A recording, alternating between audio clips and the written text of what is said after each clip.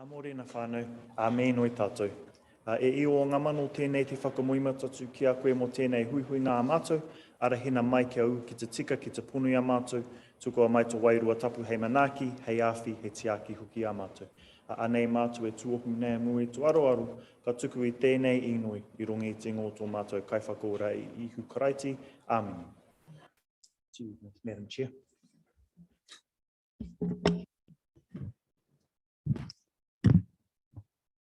So thank you very much, everybody. I think the speaker picks us up if we stay sitting down, so I'll just outline the process.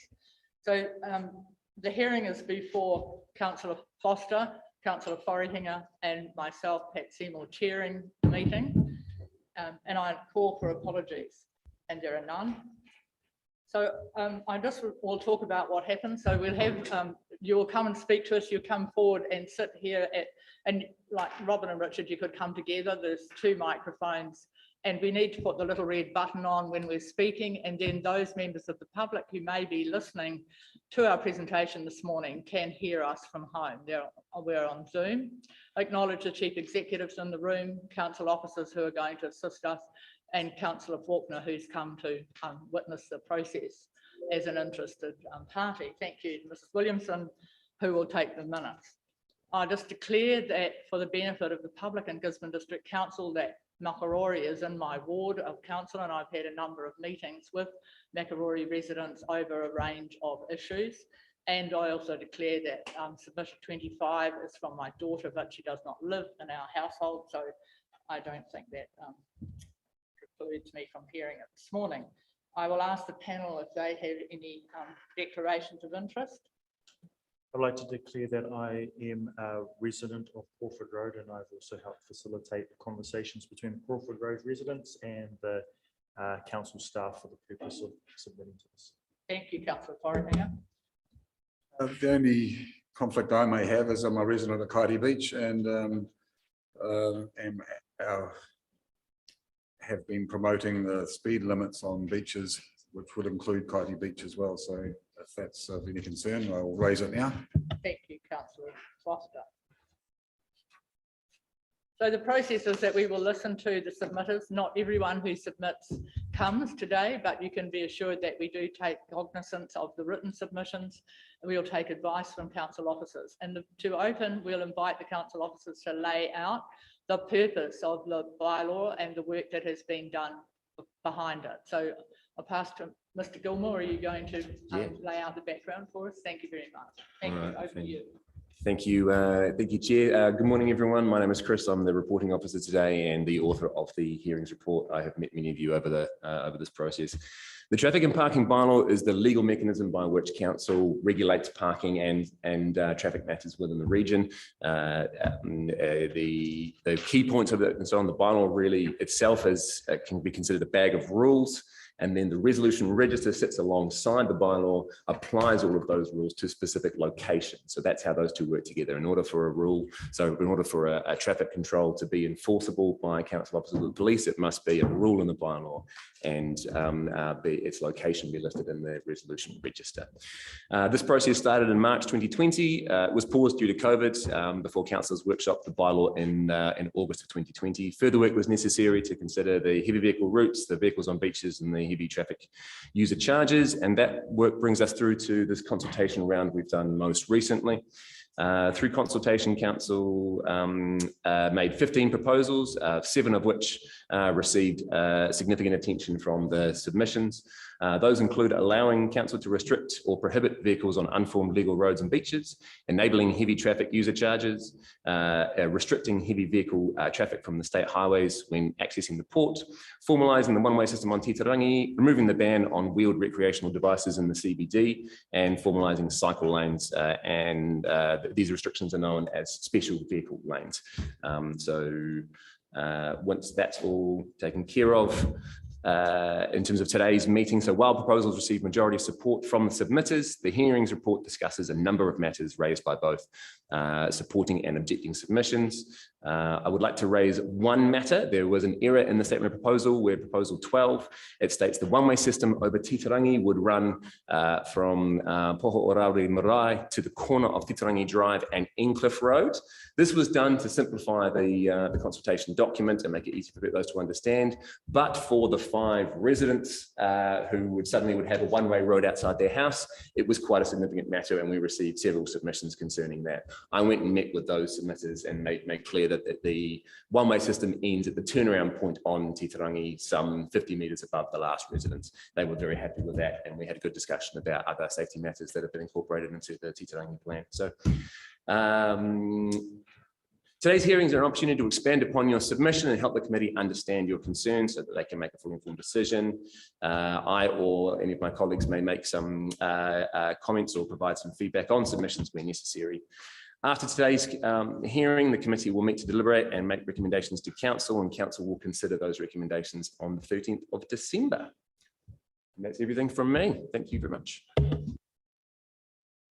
Thank you, Mr. Gilmore. Can you just expand on, for the benefit of everyone, the explanation that the resolution register and how that might be applied were some of the matters contained within the recommendations are accepted at this point, but the recommendations say that a resolution register will be put in place. So what does that mean time-wise, so everyone understands? Thank you. So the resolution register is in draft format right now, and we finalise as a result of this process, and will come alongside the bylaw for adoption in December. You need to have those two working together. If you pass your mind back to the current bylaw and other bylaws that we've got, they have schedules in them. If you want to change anything in the bylaw, so this one, we wanted to make a P5 parking space onto the P10. That step 1, review the bylaw. That's in the process. Many councils around the country have now adopted this process where council can pass a resolution with appropriate consultation and make changes without touching the bylaw made effective as upon council resolution. So this document is quite a complicated document, lots of legal language. And numerous Excel spreadsheet cells that apply specific controls. So no parking control needs to be applied to the street with its distance from the intersection and full distance in total, what side of the road, all that.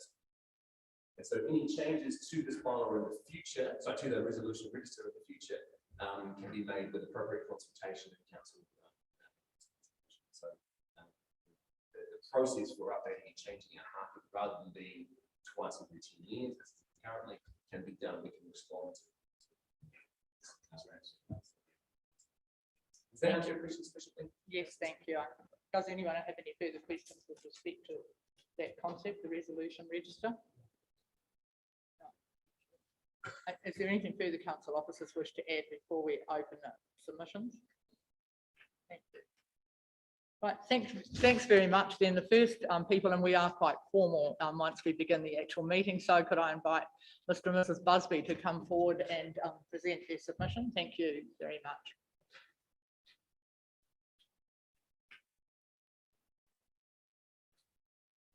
Thank you. And this is your PowerPoint.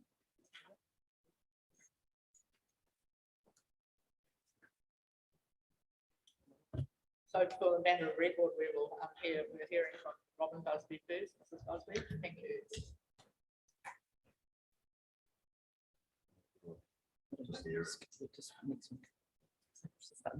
No, you do it on, it has been pushed for you, so we haven't shown really it's on. So good morning, everyone. Thank you for the opportunity to speak. I would like an urgent bylaw prohibiting vehicles from Makaurau Beach, which also may include other beaches, because you can't publicly report neighbours, family and friends. I'm presenting some photos and videos which will be on the screen behind me to explain my presentation as evidence. I'm extremely concerned the time it is taking to have action, e.g. there were 20 cars parked in front of the houses on Saturday and 14 on Sunday at any given time. Also motorbikes, middle and southern ends. As a resident of Makaurau and regular walker of the beach, my main concerns are: 1, the speed of vehicles on the beach. You cannot always hear vehicles approaching due to the noise of the sea or the extent of the wind, no matter their speed. 3, children playing are unpredictable in amongst cars. there was a near miss at Labour weekend. 4, extreme noise issues created by motorbikes. 5, young children riding motorbikes on the beach. 6, the dunes are plants, not a common grass, so once driven over, they eventually die. We've been told to ring the police regarding any issues, but it is the council who set the standards and bylaws. It is very disappointing that there are no records of notifications to the police. Also, most people don't know what an RFS is. That is council language. The situation is not low significance. It is serious, real, and urgent more than ever. The general public and residents of Makaroi should be able to go to the beach for rest and recreation, knowing that they and their families, plus pets, are safe and not intimidated. There should be some noise. I've got no idea. Thank you. Thanks very much. Are you going to speak? Yes, just briefly. So, Madam Chair, fellow councillors, it's good to see that the council is finally addressing the problem of vehicles on beaches.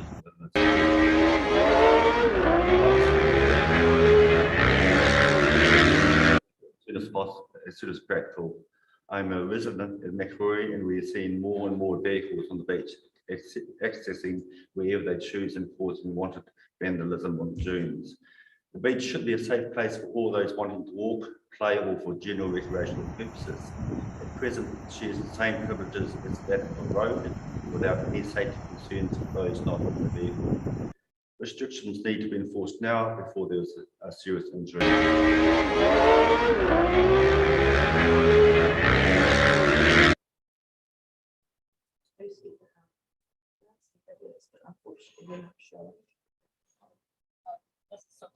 Can you get the video going?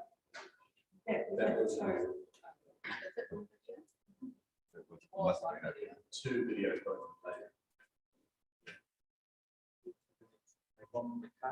Yeah, I think, Sound. yeah, I think, Yeah, that might have played. It's very hard. It's very hard to get the sound, as you appreciate. And it's very hard to film people because you are watching them and they can see you. Thank you. No, just a moment, we would allow the committee to ask questions.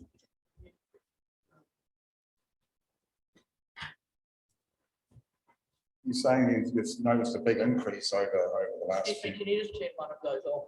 Absolutely. You can only have So 3 you've on. noticed a big increase over the last few years. It's exponentially increased. Yeah. Is it mainly bikes or cars? Both. Cars or both? Both. Yeah, both overall. And basically when people come to the beach, they bring their motorbikes with them, and we've got little kids, some of them only 4 or 5 years old on electric bikes, and and then we've got the big guys, they just drown the whole place out. Yeah. And do you find a lot of the bikes that are on the beach unregistered bikes? They are all unregistered bikes, and majority of the people would not have a driver's license. Yeah. Because they're under 15. The ones who come in at the motivator for the actual races, all basically know the laws and don't use the beach as a recreational purposes. We have how the residents feel, you've got race days, and others who aren't affiliated with the motocross.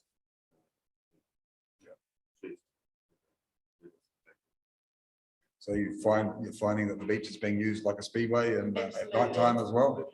So this is the whole beach, some of the residents as well, not just. Cardi Beach is exactly the same. The photo up here is just one tide, so that'll go in the more. Yeah.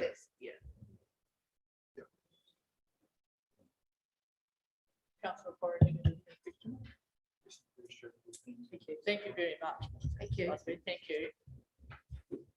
And I now call Kay Birmingham. Kay, thank you very much. Would you like to come forward, please? Thank you.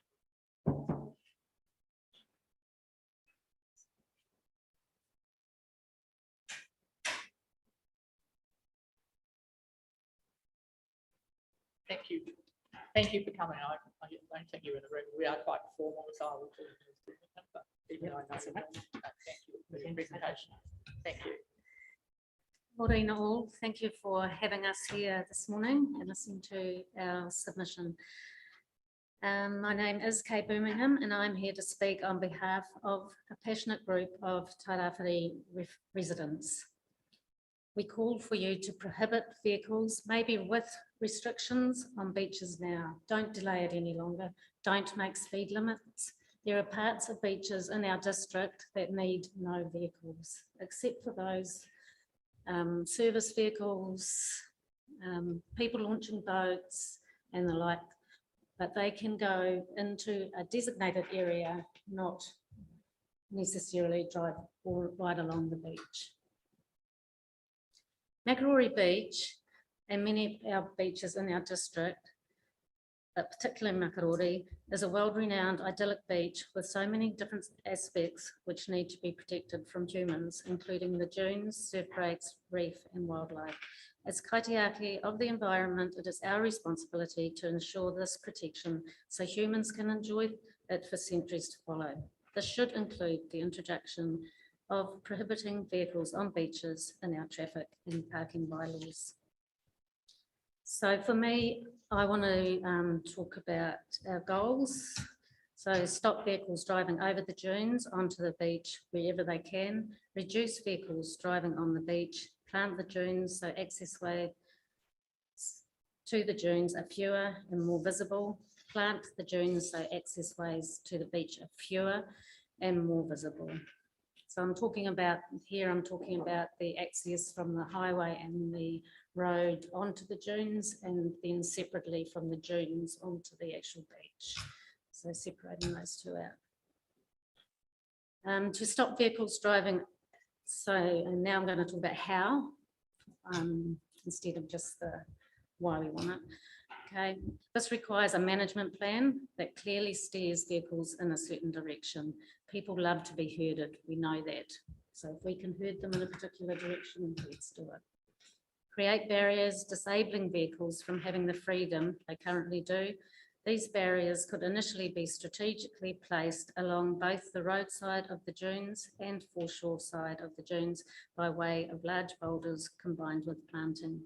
Boulders instead of bollards would be consistent with what has already been started. Once the plants have been established, boulders could then be removed. Boulders could create good seating along the dunes. And I know it's starting to happen, but more signage.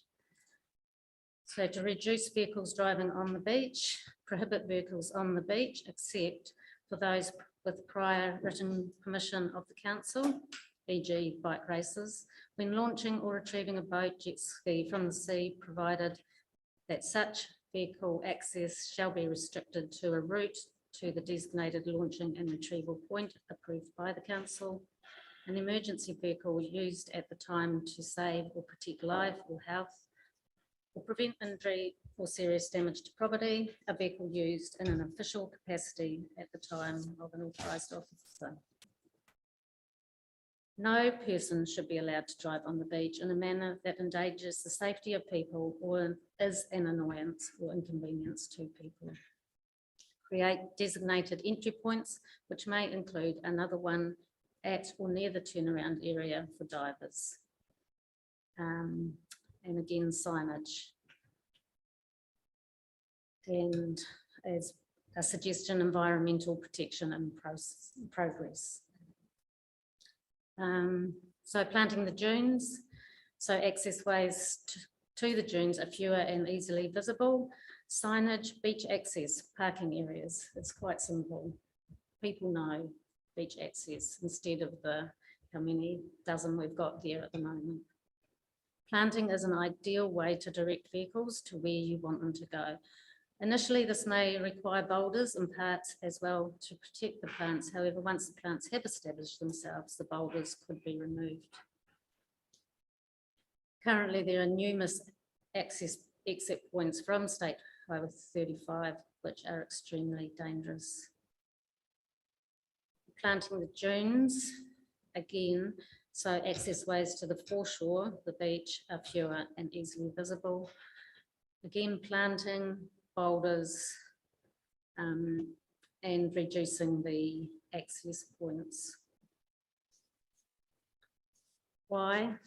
We are fortunate enough to live in a district with these world-renowned beaches due to having various options at our doorstep: surfing, swimming, fishing, rock pools, shade, and only 5 minutes from town. At Makarori, we are witnessing an increase in users, which we love to see. However, what we don't love is the degradation through increasing ignorance, arrogance, and vandalism. Driving along the foreshore is often incompatible with the community and other beach users of the beach. Some drivers get aggressive if they don't have a free run on the beach and have been known to exert aggressive behaviour. This contradicts the Gisborne District Council Public Spaces Bylaw also. Safety is a major concern when exiting the dunes onto State Highway 35, as it is on any beach when vehicles enter the foreshore. Up at Puawa, I heard only last year a vehicle went over the sun was sitting below the dunes. The vehicle went turning over the top of the dunes with their sun below it. And that's because we allow vehicles on beaches. Also of concern are the increasing number of vehicles driving with people hanging off the side of the vehicle and on the back. You can see one up here in our photo with a young child hanging off the side, but it's on a daily basis, we see it. So it's not a matter of when, it's a matter of time. Excuse me, Ms. Simpson, are we able to put Ms. Birmingham's slide up? I don't know if it is there.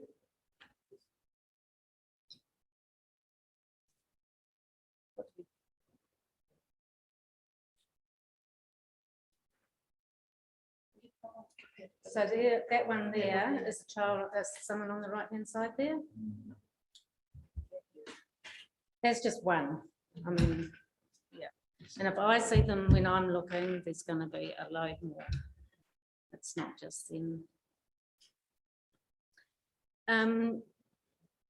Currently, we have, and just in these last storms, a huge boulder that came down right down the end of the beach. I don't know if any of you have been out there recently, but it's still got a huge boulder to come down. Now, if this is where people park, this is where kids play, people play, that again, it's not a matter of if it's going to come down, it's a matter of when. And if someone is underneath that, it's not going to be a happy story. So this is part of our driving on the beaches. They drive on the beach, they go and park down the end. And why we can have a plan not to get them down there, driving on the beach is our first option and really only option. So I ask for GDC to be proactive rather than reactive, because there's going to be someone hurt. Residents are passionate about their environment, which includes the wildlife, plant life, and people that live and visit. This is not something to string out any longer. It has to happen now. Allowing vehicles to access the beach without control is ludicrous. By allowing any vehicle to continue to be able to access the beach, nothing changes. So 20k an hour, nothing changes, because that's what they do now. Come on, councillors, we beg you to stop and respect our community. That's not just Makarori residents, it's our whole community. Our local beaches are us. So we get the boulders, bollards and planting started now. People do like to be herded so they know where they're going. Having controls in place will reduce the vehicles on the beach to start with, and prohibiting will only enhance these controls. I believe we all want the same outcome for our beaches. That is to protect the seals, penguins and birds, together with allowing our whānau the freedom to play in a public space without the danger of having vehicles amongst it. Prohibit vehicles on our beaches now. Ngā mihi nui.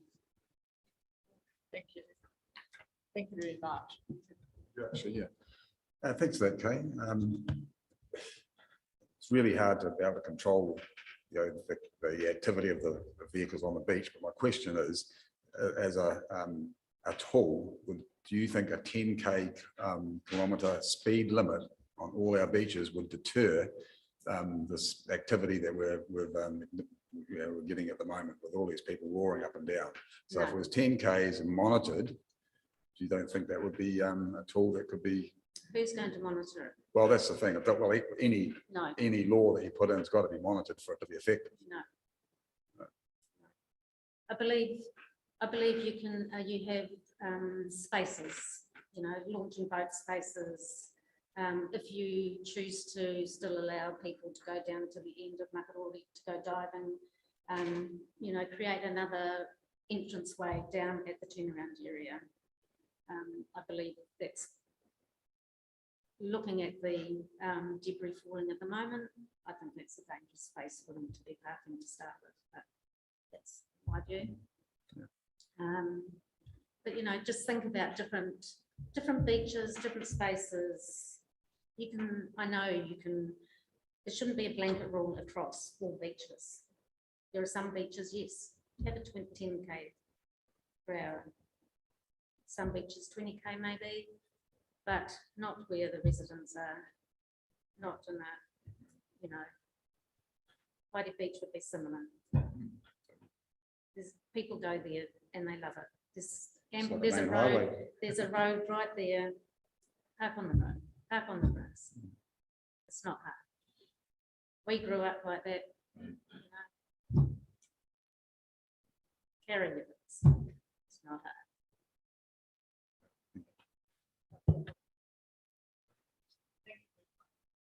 Thank you. Thank you for listening.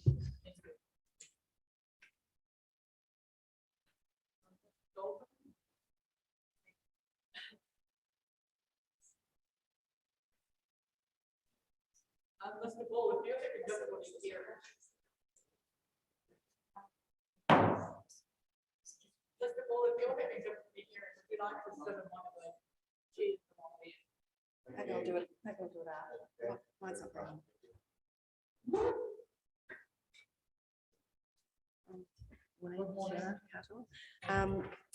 Now, what am I doing? Speaking. Hello, my name is Gail Dalton, and thank you for giving me and us this opportunity to speak. I've been a Makarori resident for the last 11 years, and in the last 2 years, I think since COVID first arrived, I think Makarori's been discovered by our locals, and it's just exploded. It's really exploded. It's just unbelievable, like a light switch going off. So I'm going to be a bit of a David Attenborough this morning and just talk about some, I've done a bit of research I've done a bit of research, so I'm just I won't be long. So off-road vehicles use is arguably one of the most environmentally damaging human activities undertaken on sandy beaches worldwide. High traffic volumes demonstrate significant lower abundance, diversity and species richness of fauna and flora in zones where traffic is concentrated. The ability of many species to survive in this habitat face compaction, rutting and displacement of the sand matrix. This leads to a decrease in species diversity and density. Evidence at impact sites did not show any seasonal recovery, as traffic was not significantly different between seasons, and this pertains to our beautiful Gisborne winter, whether we have as much traffic really over the winter as we do, heading for summer. Given the choice between reducing traffic volumes or excluding traffic from beaches, the results suggest the latter would be more appropriate when retention of ecological integrity is the objective. One of the options aiming to decrease environmental impacts of vehicles on beaches is to control access and thus traffic volumes. So this is again talking about, really having specific, this is where we park, this is where we access the beach if we're going to restrict vehicles, not prohibit. you know, this is the activity we're going to do. And I see it every day, just within, you know, the limited parking we have at the northeast end at the bottom of the settlement, that we're talking about parking. And I mean, often when I come home, I can't get a park. And people, honestly, it's 10 paces that the dune is so narrow down there. You know, so the parking is really next to nothing. People, that's why they're on the beaches now. They're all just lined up to dive and to be on the beach. It's great. So it's how we find that equitable balance, really, because we all want a bit of it. But it's like people will just, we know there's a walkway here through the little narrow dune. You know, the Evanses have got a big arch, their wedding arch is still there all these years later. And, you know, people who park there will use that walkway and other people will see that walkway. But if you parked here, and they can't be bothered, so they'll just hump over. So it's that whole, you know, human degradation of the dunes as well, where we're trying, you know, when we first moved in there, Jenny Mantan, you all know Jenny Mantan, she actually had, you know, bits of sea logs, you know, with some rope around it to try and look as natural as it could be within the dune environment. And that actually directed people to access the beach. Oh, you know, well, and she had a sign up, dune restoration. Ray's just put one up, by the way, down there. But we haven't put ropes and pulleys up. But it's just, you know, people, it's not, they don't, and especially on the beach side, when they're looking to get back up to their vehicles, you know, it's, well, where do we go? Oh, well, I will just go here. But if there's direction, they'll go, oh, here we go. And it's the same with vehicles. You know, if vehicles are going to be restricted, you know, I know we're talking about prohibiting, but the research shows, you know, it can still help if one of the options, you know, is controlling the access ways. So that was an Australian study. The New Zealand study is the same. It's very similar. Coastal dunes have nil carrying capacity for vehicles. Vehicles on dunes and sandy beaches have proven to be highly destructive to flora and fauna and should be banned altogether. Often the first vehicles cause the most damage coming across the dunes. Options, again, aimed at decreasing environmental impacts on beaches equals carefully designed access ways and controlling traffic volumes and activities. I mean, you just look up on Google and everywhere where you talk about vehicles on beaches, just the first one popped up. Too much driving on the beach can contribute to, we know it all, you know, it's the same old thing. So again, my comments to council on the proposal, you know, that went out. You've all probably read it. If there are going to be vehicle restrictions on beaches, there also needs to be restrictions on where these vehicles access the beach coming across the dunes. At Macquarie Beach, there is untold dune degradation. The whole beach is just flat. So it is accessible. You know, people do it because they can. That's our problem, really. Some access points are just a few metres away from each other. I mean, I walk the beach every morning and you've got those beautiful Pahutakawas down the straight, Highway 35. And there's one vehicle access on one side of the tree and another on the other. And it just does my head in. I just can't cope with it. and every morning, you know, when I walk the beach, there's new wheelies, and the first ones were up. We're new, just new access ways. Every day there's just more and more and more because they can. So my question is, so agreeing with council's option 3, restricting vehicles and on-board roads. So the time frame you see talks about at a later date, or when all other management methods have failed. So what does that sort of mean? Do we have to wait for other things to succeed or fail? To respond for you. Right. Thank you. But continue with your submission. That's it. That's it.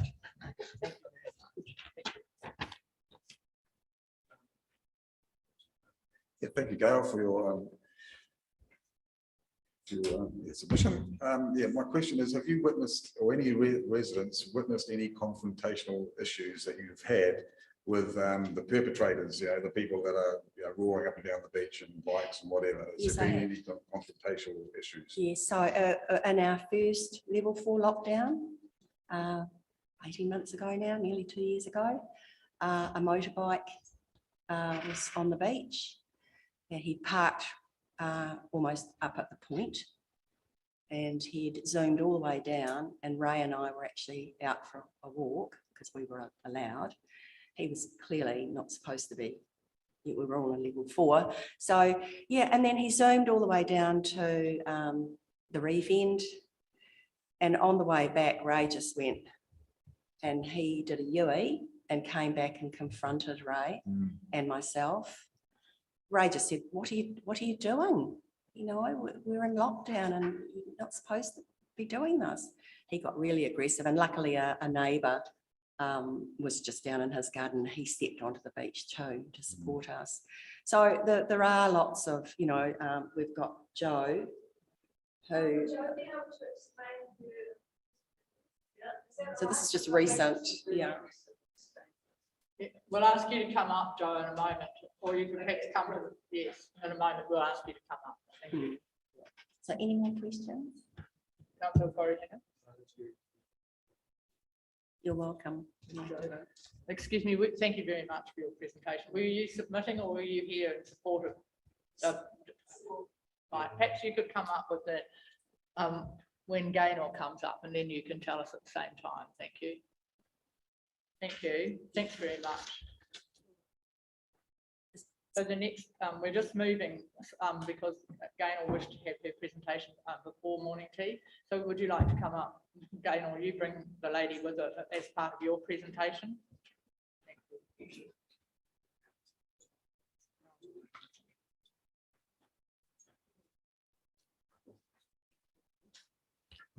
Just pull that chair down if you don't mind. Handy piece of water.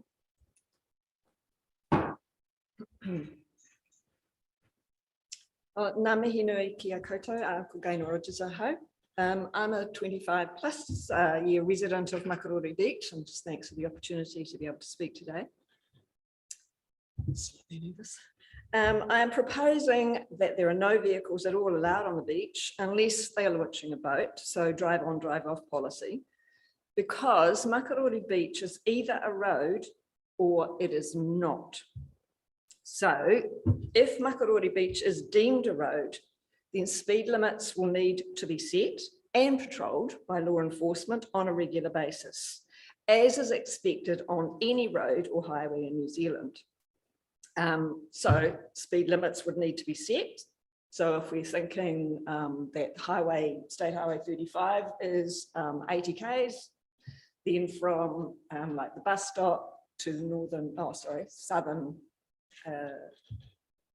the car park down the other end, have it 80 k's per hour. That's in line with that because it parallels it, 50 k's from the bus stop to the end of the houses. And then, of course, you would have to have signage that would need to be erected on said road. Cars, of course, will not be able to park, picnic, light fires, do donuts, or weave across or in the middle of this road because it is a road. Regular police patrols will be needed to ensure all highway codes are obeyed. Cars and utes with people riding in the trays or hanging off the sides will need to be stopped through regular highway patrols and perhaps fines. If Makarori Beach is a road, then all pedestrians, small children, mums with prams, the elderly, dog walkers and the like would need to be prohibited from being on this road. Digging, building sand castles, picnics, umbrellas, fishing could not be permitted on this road. These activities would need to be banned. Signage and regular patrols will be needed to ensure these people stay off the road, as we have all seen how close vehicles have come to hitting animals and children. On Saturday, there were 20 plus vehicles stretched along the beach, and I personally saw 2 near misses involving young children who were running and playing across the width of the sand. It is definitely safer walking along the tar-sealed section of Makarori Beach Road than it is to walk on the sand. So on any given street or highway, you do not see pedestrians and vehicles using the space at the same time in this way. I ask, how many of you in this room picnic in the middle of your street, stroll along the centre of the road, or take your unleashed dog for a walk along a state highway? If, on the other hand, Makarori Beach is in fact deemed a beach, then all vehicles should and must be banned from using the beach. Pedestrians should and must be the norm, where our mokopuna, elderly and young whānau can be assured a safe, natural environment to play on and in. Excuse me. Wakatane Ohope and Ohope have made this commitment. Wainui Beach, Waikanai, Midway Beach are car free. So the question is, why not Makarori Beach? So the basic premise of my argument is that Makarori Beach is either a road or it is not. It cannot be both. And something must be done about this dilemma now and not in 2 years plus time or longer. I actually was standing on the dunes in front of my house on Saturday, and there were 2 cars parked on the beach and guys were just mucking about, having a lovely old time. I was just watching, thinking these really weird tire tracks here. And as I watched, one of the young guys hopped in their car and drove straight towards me. And I thought, he is going to drive over the dunes right in front of me. So I just stood there, my little teacher, and I just went, no. And he stopped and he hopped out, and I said, listen, mate, we're trying to protect the dunes here. Please don't drive across it. And he goes, oh, no, I was going to drive off down there. And I thought, no, you weren't. Actually, you were going to drive right in front of me. And there is no access way. He was just going to do that shit. Yeah, so really, we really want you to take this seriously, because we are so concerned about this, the dunes, the kids. It's scary walking along that beach sometimes, because you, as Robin said, you don't hear the cars coming behind you. It's frightening. I'd like to invite your colleague. Can you just give us your name, please? Hi, Joanna Banks. I do live at Macquarie. I've just returned, and I walk my dog twice, 3 times a day there. Funny, at low tide, I probably wouldn't walk it because there's too many cars on the beach. But one day I was walking back, and unfortunately she started to chase the car that was driving very fast on the beach. I tried to call her in, you know, the car drives faster. And then he yelled abuse at me and then drove again faster, then trying to call my dog back. And then he stops the car, gets out of the car, and he said, excuse my language, I'm going to call you a fucking dog if you don't get it in. And my heart was racing, and actually my neighbour saw it all happen. He actually called the police. And he said that was just not on. I was like, yeah, I come home to Macquarie Beach and yeah, get abused. And I can't use it because there's people driving on it and I can't go and walk my dog on it. So yeah, thank you. Something needs to be done. Mrs. Rogers, do you have any questions? Mrs. Rogers, can you just explain, for the benefit of everyone in the room, how this process started with respect to Makarori? Because it was after the summer of 2019, wasn't it, that it began to become really obvious? Yeah, it's definitely exploded on the beach. You know, in 25 years, I have never seen this many cars, and it's, as I said, it's really frightening, really scary, and so disrespectful from you know, like the environmental impact, the people impact, the recreational impact. It's actually getting out of hand, because one person sees somebody doing it, no one's stopping them. So everyone goes, well, sweet, they can do it, I can do it. And that's exactly what they do. There's no regulation, no one patrols that beach to say, hey, you guys need to slow down here, this is scary. If you do, that's what happens. That's what happens to my neighbours. So wasn't it after, it was after the summer of 2019 that you called, first community meeting was called, and then it was held up by the first COVID lockdown, wasn't it? Yes, yeah. So we have been trying to get this process going for such a long time, and nothing seems to be happening. We've talked about bollards, we've talked about boulders, we've talked ourselves blue in the face, and somebody made a comment the other day, it's like, I'm just about ready to give up. And that we won't, but that's kind of where we're getting to. Thank you. Thanks very much. Yeah, thank you. And have you contacted the police any time when all this activity is happening? And if you have, what has been your experience? Yes, yeah, I have actually. There were 2 cars on the beach about, I'll say 3 weeks ago. They were doing big donuts where the houses are.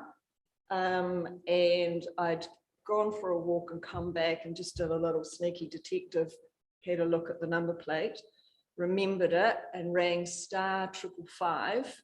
And the lady was talking to me as I was talking. I think she was contacting the police. And I said, look, I think they're actually leaving the beach now. And she said, where are they going? State Highway 35. Cool. And then I put the phone down. It must have been about 25 minutes later, a policeman rang me up. He said, we've stopped those people. I said, fantastic.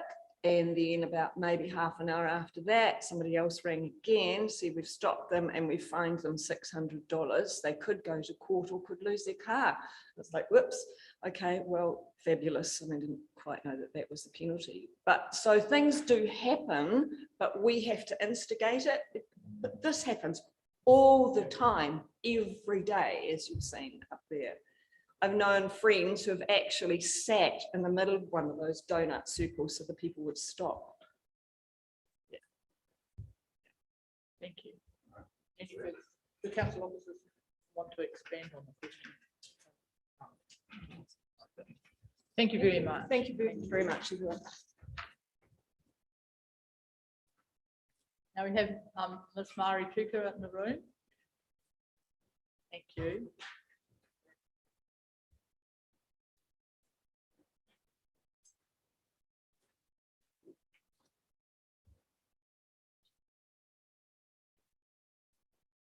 Welcome. Thank you for coming.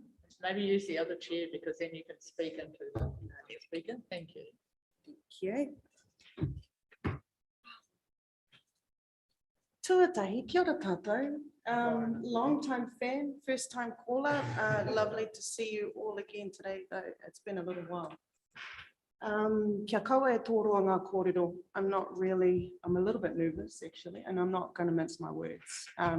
Proposal 11 is what I'm here about. Just one moment. I'll pull up. Right.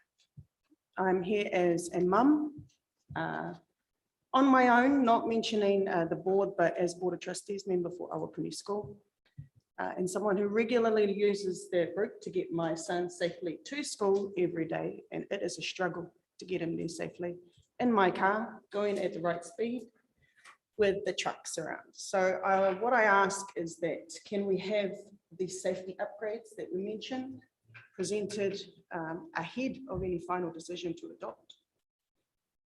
As many options as we can, and a consultation with our Awapuni school community. So we can see those options and we can feel really confident that our babies are going to be safe, and that Anzac Street might be a nice option for us or not. So that's all I'm here to do. I won't read my submission because it pretty much says the exact same thing. I would like to knock after a year and having been present for that consultation and ask about those safety upgrades. What are they? What do they look like? When will they be in place? And can we know that they will be in place and that there is some promise and some commitment to those safety upgrades ahead of that final decision in December? So I know it's a big ask, team, and I know you work hard and I know you have the experts in the relationships, but it's as simple as that. We know what it is. I don't have to stand there and videotape trucks and police and all of their action at from about 8:10 to about 8:50. It's a bit hectic down there. Yeah, so koina noiho, safety options, please. Let's keep our babies safe before a fatal accident happens. Can I just ask, was there consultation with our Awapuni school to get to this stage? To my knowledge, not specifically with the school or the board. I think the school, you'll have to ask our current principal, Nick House, but I think he received a letter Many of our school community were present at the consultation last year, so they made good on coming through, and they took the opportunity to come through and see what the options were and make submissions. So, Thank you very much. Councillor Corrigan, have you got- Yes. E morena mariri, tēnā koe mutu kōrero I kōrero mai ki a mātou. Thank you very much for your kōrero. You had mentioned the Anzac Road option. Do you want to expand on what you're thinking in Yep. regards to the Anzac So, Road option? we all know Awapuni Road is very busy, and our school do a really good job of closing it off at a certain time so that, there's no congestion, you just have to go straight past. But our second option is Anzac Road. Most of us parents, if the weather's good, will park around there. Not often, but occasionally, heavy vehicles do come down that road. I'm sure they know not to, and the road is very small. You get a lot of not so pleasant looks from parents when you do something like that. That's our only option really if you've missed the 2:45 deadline to get into the car park. It's not covered. It also goes through the cycleway. There are strangers, we have one teacher that brings the kids down, does the crossing, and then will take any of the kids that haven't been picked up with them back to the office. But it's not safe. Without that, like I don't drop my son off there in the morning because there's no security in the morning, but after school there is. So that's our second option, uncovered through a public area, through a reserve, over a bridge. Quite a while away. Not to mention there's a daycare in the back of our Awapuni school. And all the traffic that the school manage on a daily basis, just coming down that cycleway. So it works for now. It is very congested. But I think just for the purposes of this, I'll stick to my request to see those safety upgrades for Awapuni Road, first and foremost. And for us to keep in contact with council, perhaps as a board, but also the school. We've got a new principal next year, so, new beginnings. And I don't want to, pull on the heartstrings of any ex-students of Awapuni School, but, 300 beautiful kids who love to come to school every day. We would hate to have anything ruin that for them. Sure, thank you. Thank you very much for coming, presenting. Thank you. So, kakiti.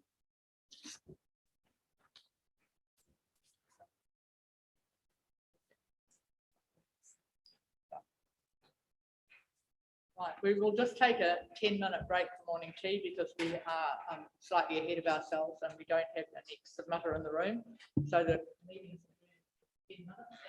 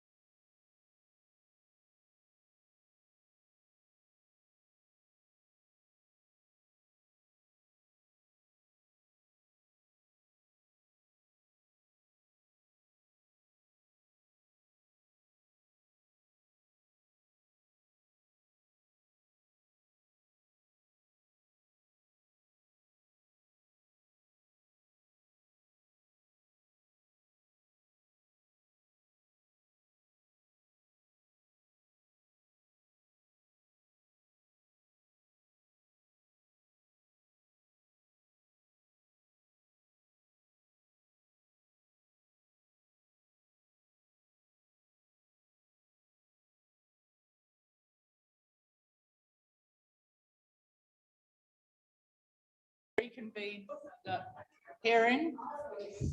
Thank you. And our next submitter, we're a little ahead of time, but we have Ms. Summer Battisti, and I'd like to invite you to come forward and present your submission. Thank you very much.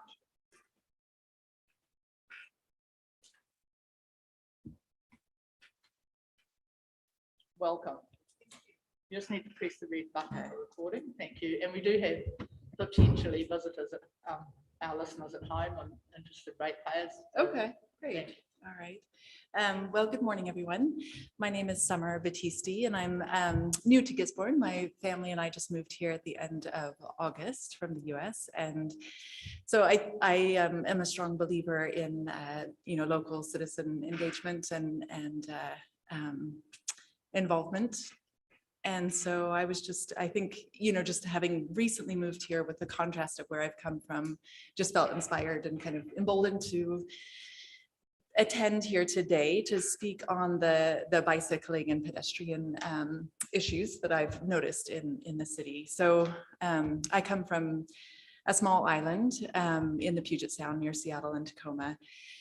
And that area is, there's just a lot of cyclists, even though it's very hilly and quite rainy a lot of the year. They have a very prominent presence on the roads.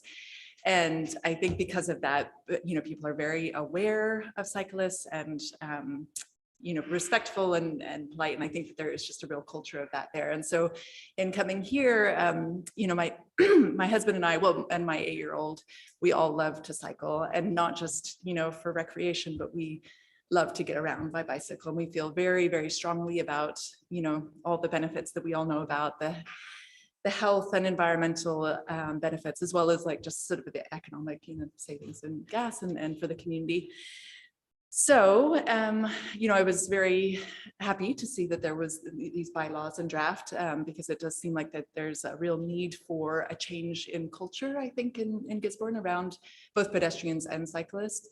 So we have just found that there is a lot of impatience, a lot of, kind of aggression, but then also just a lack of awareness of pedestrians and cyclists in the city. I'm an RN, I work at the COVID vaccinator clinic, and I cycle to work, and my son goes to Awapuni, and we cycle from Langapapa to his school there. So we're going along a lot of the main routes regularly, all three of us, and then I have a 8 or 9-month-old, and she's tagging along also. And what we've really noticed is that the roundabouts are quite unsafe for cyclists. So the cycle lane stops right before the roundabout. And what we assume you're supposed to do is get off, dismount and then cross as a pedestrian. But on the busy days, at busy times, when school drop off, there's just really a lot of disregard for the presence of a cyclist or a pedestrian. So we see school children just being, waiting and waiting, and mums with small kids. And I guess because of the contrast of where we've come from, it just seems like there is a real need for a culture shift on the roads, that cars don't need to rule the roads, that the presence of pedestrians and cyclists should be welcomed, and that it should be supported, through the council because of its enormous benefits that are, well documented, well researched. So those are, I think the main things that we've really noticed is the regard towards cyclists and pedestrians, but then the lack of zebra crossings, and the lack of sort of, I don't know, just sort of like a straightforward way of going around the roundabouts. I know that on Ormond, there is a cycle emblem on the road to direct you, to either be turning or going ahead, but that gets a bit tricky during the busy times. Even as visible, putting on the reflective gear and things like that, people just are in so much of a hurry, that they don't really take notice of you wanting to get into the straight lane rather than the turning lane. I think it's unfortunate that the cycle lanes are on the very, very busy roads. I think that Stout Street would have been a much more appropriate road for cyclists as a thoroughfare, because it's a lot of times we've seen in cities that it's not the main roads that have the heavy traffic, heavy commercial traffic and large lorries and things like that, but streets that are quieter residential streets that run alongside that don't have roundabouts, you know, and I think that there are many other options throughout the city that would have been better. Stanley is very dangerous, you know, just with all the pickup and drop off and people opening car doors. And we've been really dismayed to speak with people that we've come to know here already, just how people don't feel safe on the roads here. You know, they report accidents, injuries, and we don't see a lot of kids cycling to school, which is so unfortunate. This is the perfect city. The size is great, you know, the weather and the flatness, you know, the lack of hills. So I, you know, feel very strongly about these things, and that's why I've come here today, and that's pretty much all that I came to say. Yeah. Thank you very much for feeling like you could take part so soon after you came and bringing your background and knowledge to us. So Well, thank you for that. having I'll me. just invite other councillors who may wish to ask you a question. Councillor Prosper? Yeah, just from your previous where you've lived and everything, and you're mentioning about our roundabouts in particular and the accessing of them. How have they been managed from your experience in other areas where you've been? And well, you could explain to us some better ways that could be you know, implemented here. Yeah, so we don't have a lot of roundabouts in the US, and I think roundabouts are great, you know, rather than stop signs for cars, but for cyclists it does get a bit more tricky. But I've kind of been looking it up online of just, you know, in Australia and the UK, where roundabouts are often used, just sort of how traffic is directed. And I think from what I've read, it mostly comes down to just driver awareness. So, you know, I think that having signs and, you know, insignia on the road helps, you know, just to kind of like remind. But I think the more cyclists on the road, you know, the more people are going to be aware of them, and to feel like they have a right to be there, you know, like I think so often there's this sense of, well, you know, and I've kind of been looking into it in other cities and kind of like these issues, and there's just a real sense of like, don't you know these roads are for cars? You know, like even as a pedestrian, it's like, you can't cross here. This is our, you know, and that's unfortunate. I think especially for children. I just feel like, you know, with the health issues in the city, Do you know our right-hand rule? Yes, yeah, yes, I am. Yeah, and I spent a lot of time in New Zealand. You know, yeah, so I'm well versed. Yeah. Councillor Corrigan? No. Thank you very much indeed for coming. Okay, yeah. Welcome to Gisborne. Enjoy your first summer here. Yeah, thank you. Yeah, is it okay if I stay around just Absolutely, to hear the next? welcome Yeah, just to hear other get it. summer. Okay. You, just before morning tea, you missed one of the ladies from the Board of Trustees from our office. Oh, okay. Yeah, I had. Be interested. They are supporting the safety aspect Okay. around their school. Okay, great. Yeah. Excellent. Thank you. Yeah. Thank you. We've just got a few moments to wait for our next submitter. Okay.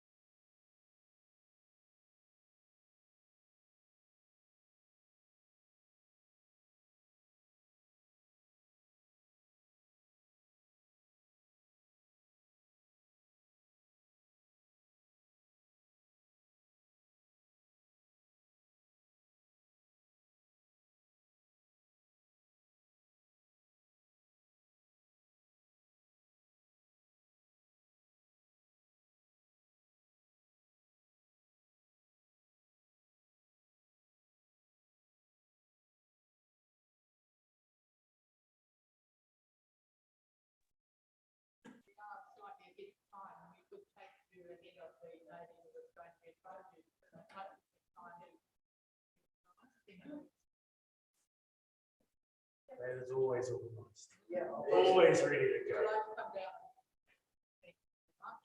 I've got some other bits and pieces.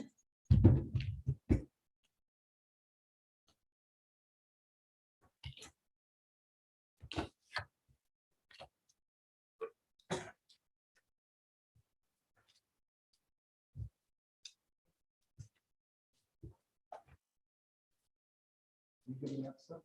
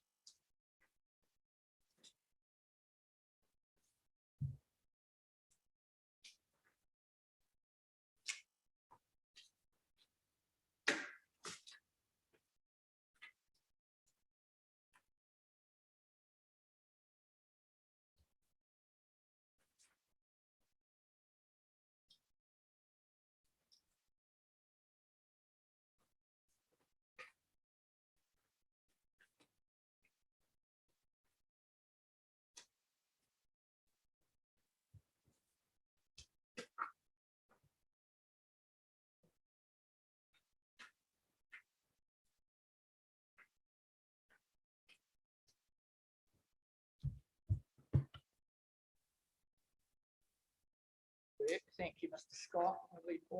You've given us 3 pages of paper, 4 pages of paper. Three. Thank you.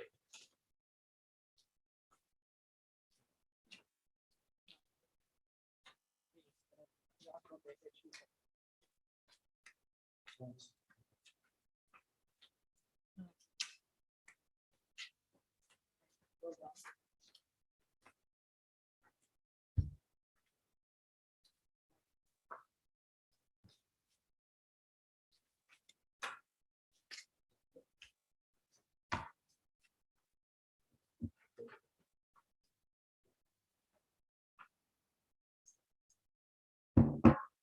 Thank you very much, Mr. Scott. We'll be formal in here this morning, and we invite you to present your submission to us. We have read the submission contained within our agenda, and afterwards we may have some questions. Thank you very much. Kia ora koutou. Rangatira o te kanihira tau rāwhatu. Tēnā koutou. Nō reira, te kaupapa o tēnei rā, aku tahi mahi hau. Nō reira, tēnā koutou, kia ora te kātou katoa. Well, just a little greeting to you, but emphasising that the main mahi of mine is we are learning together. And thank you for the opportunity to make the submission. I don't intend to be going long on it because we've had it here for quite a while. I just want to cover sort of 4 aspects: competent planning, environmental, economic, and solutions.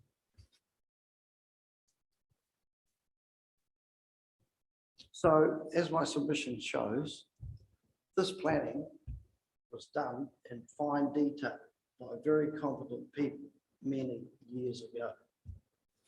And I have got documents to back up those facts. And I think Councillor Burdett might be the only person left who may regret the work that went into that. So basically, what was decided by the East Cape United Council was the logging route, as suggested, proposed under proposal 11, is actually King Road, definitely not Harper Road. And there's some very logical reasons for that, not the least of which is Harper Road is a floodplain. So when the East Cape United Council looked at the floodplains and the maps, Tucker Road was not not a floodplain in that state. Consequently, it was determined that the fastest route and the most economical route was going to be King Road. So successive councils spent millions of dollars preparing King Road for the logging and for the traffic. It would be a disgrace if this council decided they're going to throw that out the window. Because the investment and the repairs to the roads, as I've shown in the other papers, is substantial. So 2 weeks ago, we just had the rainfall event. Harper Road is now a boggy, soggy, tar seal mess. King Road is superior. Still has the right pavement that was put down for logging trucks, has the double bridge, and there is no effect. So the 600 metres in Harper Road will now have to be reconstituted and refitted because already the erosion of the tar seal, the dips and the hollows are showing up. So anyone who thinks they're going to put logging trucks over a floodplain, it's got to be, they've got to think really clearly, why would they want to do that? Absolutely crazy.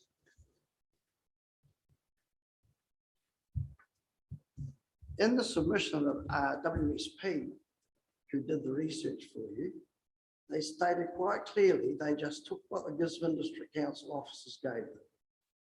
And they didn't dig any deeper than that. And that's quoted in their report. It says, and I quote, except as otherwise stated in the report, WSP has not verified the accuracy or completeness of the client data. Now, that's just a major disservice to you people, actually, and to the councillors.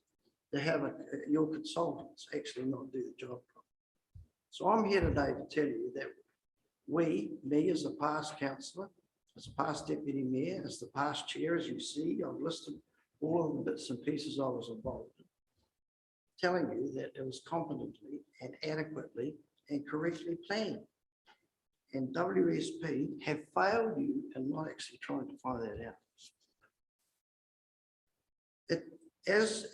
My submission shows, McCarley School is quoted as the main reason for making this change.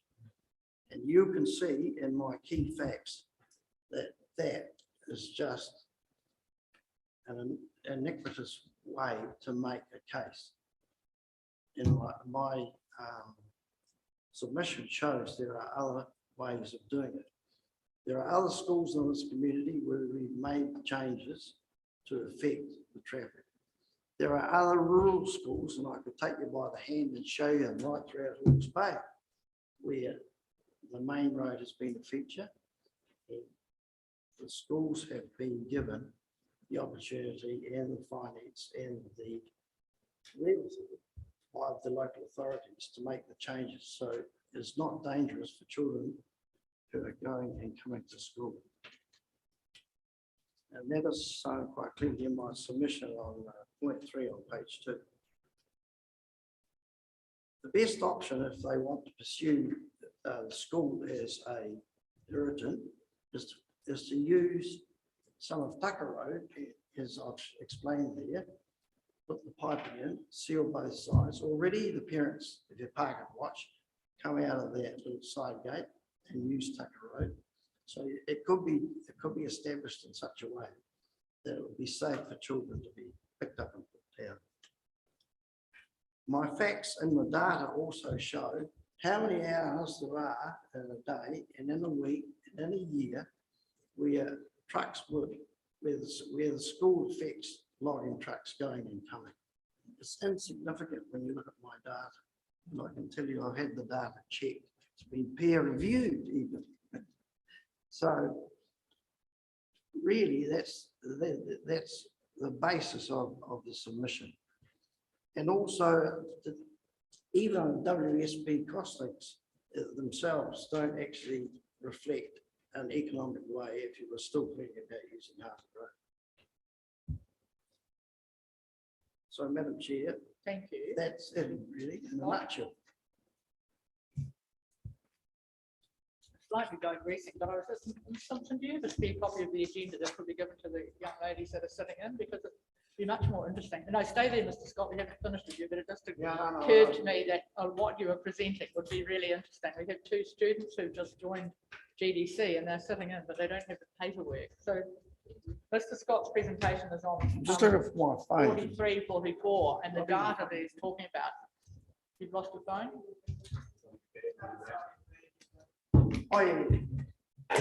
It was just one other, in addition to my paperwork. All right. If I can get into the thing. I received from ex-councillor Willick, right? Who also, he just says, I was a councillor on the district council between 1989 and 2001. I can vouch for the fact that considerable time and money was spent determining the most efficient ways of transferring logs from the Waimata Valley and west of Gisborne to the port.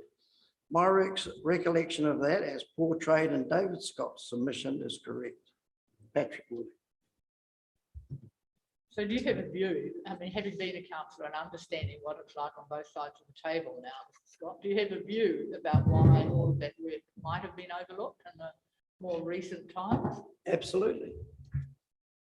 Absolutely. Are you happy to share it? Completely, totally overlooked. No, but do you have a view about why it was overlooked, is what I asked you? Well, you know, as a politician, ex-politician, it's kind of like the squeaky wheel. It's kind of like, and I might add, there are a vast number of students that go to that particular school who don't even live rural. They aren't rural students, actually, they're urban students, but that's another matter.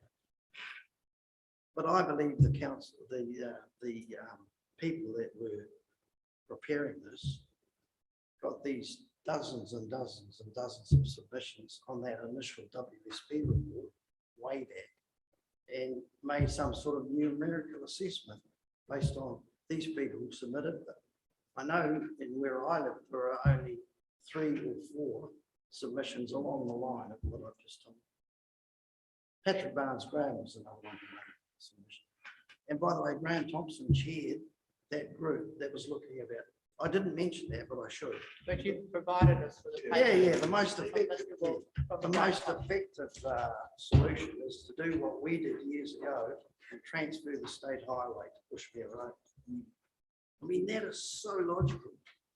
And my understanding is the forestry companies back it, and we're prepared to do some resources towards that as well.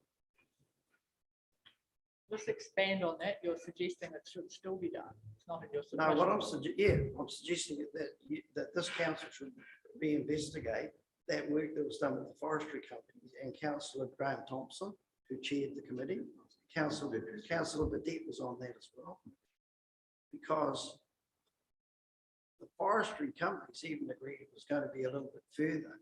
For them, it was a better deal, because if that was going to happen, they would be like this. They will bring more logs down through the Tauwhare Parai Road and out through Waimata. And that's quite a significant statement too. And that's not my statement. That No. theirs. Yeah. But you were suggesting that they would transfer Bushmere Road to the state highway network. That's what Yeah, you but just that said would a have few to be minutes done ago. by you. Yes, no, I understand that, Yeah. but that was why I'm asking you. Yeah. That was your comment that you made, Yes. that the state highway network should include Bushmere Road.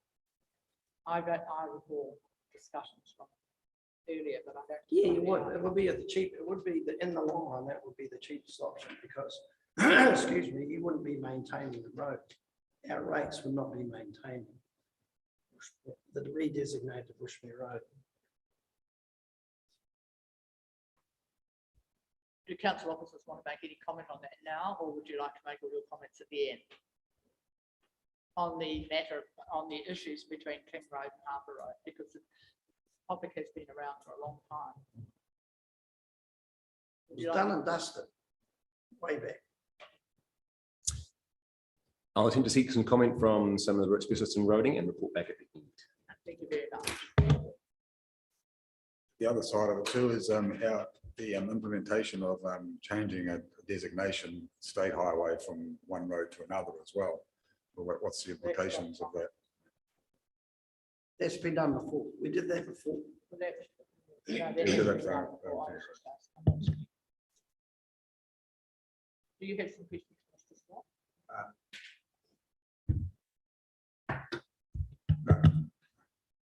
Councillor Flanagan, do you have questions for Mr. Scott?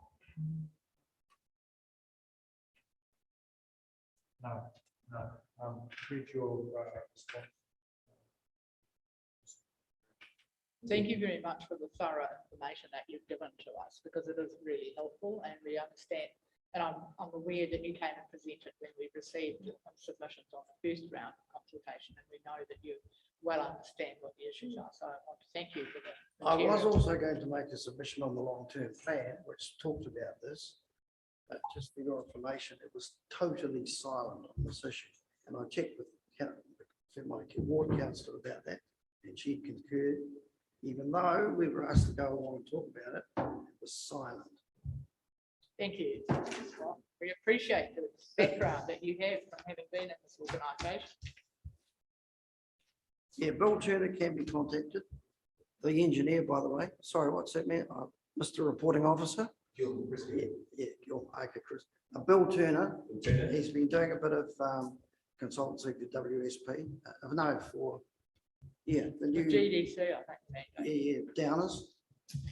So he was also the engineer at the time, right through that. And you have the submission from the East Cape United Council Principal Officer, who also was part of that. Thank you very much. Okay, Mr. Scott. thank you for your time. You're welcome to stay and listen to other submissions. See Mr. Vincent. Just a quick question, is this a hearing, just the hearing committee, not council? This is the hearings committee Yeah. of the Gisborne District Council, Mr. Scott, and we will be making a recommendation once we have considered all the evidence and taken further advice.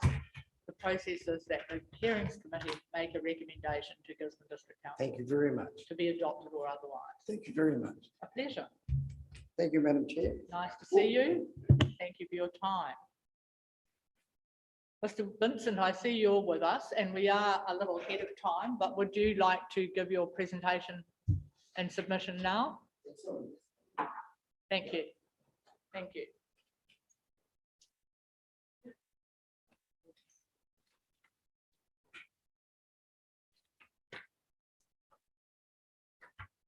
Welcome. Yeah. We just give us a moment while we just find your presentation.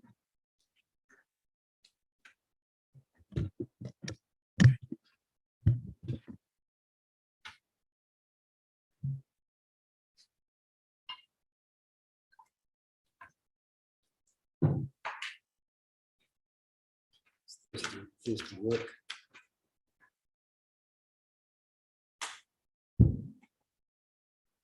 Number 100 on page 47 is Mr. Vincent's submission to the ladies at the back.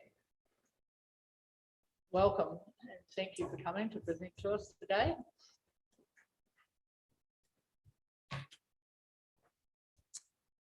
Kia ora councillors and staff. Kia ora tātou, ko granta ho. I'm here as chair of the Gisborne Tairāwhiti branch of Forest and Bird.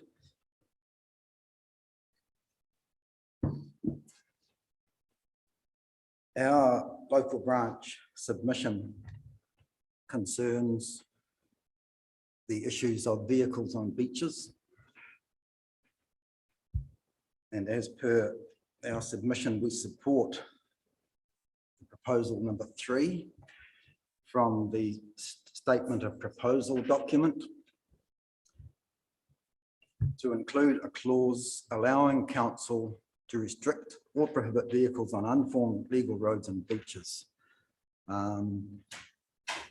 I know you've all read the submission and it's in front of you, but I just want to read a short piece from the reason that the staff and has put in the council document, that beach ecosystems are under considerable pressure through climate change, sea level rise, woody debris, habitat loss and dune degradation. And I'm sure we're all familiar with the fragility of our coastal ecosystems. And I have spoken to the council before about these issues. And understanding that the district council at the moment doesn't have the regulations or the possibility of making bylaws. So hence, we are supporting that the council puts in the clause that enables it to put in bylaws to control or ban vehicles on certain beaches. I'm assuming that at a later date, as it says in the document, with community consultation, various beaches or dunes, foreshore will be identified that warrant some sort of control on vehicles. Also, as we've written in our submission, in some areas where ecosystems are very fragile, especially dunes and some beaches because of ecological values, we really don't think that a speed limit will cut the ice, as it were. Not that there's any ice there. And in some areas, a vehicle ban will be the best option. And also in the document is that, you know, obviously with the increasing use of ATVs, quad bikes and motorbikes, etc., the special values of the coastal environment are under threat more and more. Some areas are already significantly degraded, and a vehicle ban in these places would be more appropriate than a speed limit. And also, it is worth noting that most beaches are not legal roads, and you can easily check that out on the GDC website with the online maps that show legal boundaries and land parcels. The confusion does arise that people think most beaches are roads, is that when you are driving on a beach or the foreshore, you are supposed to obey all the road rules, including registration of vehicles, warrant of fitnesses, to see the other beach users. But, you know, that's a safety issue, and that is included in part of the reasons for the council favouring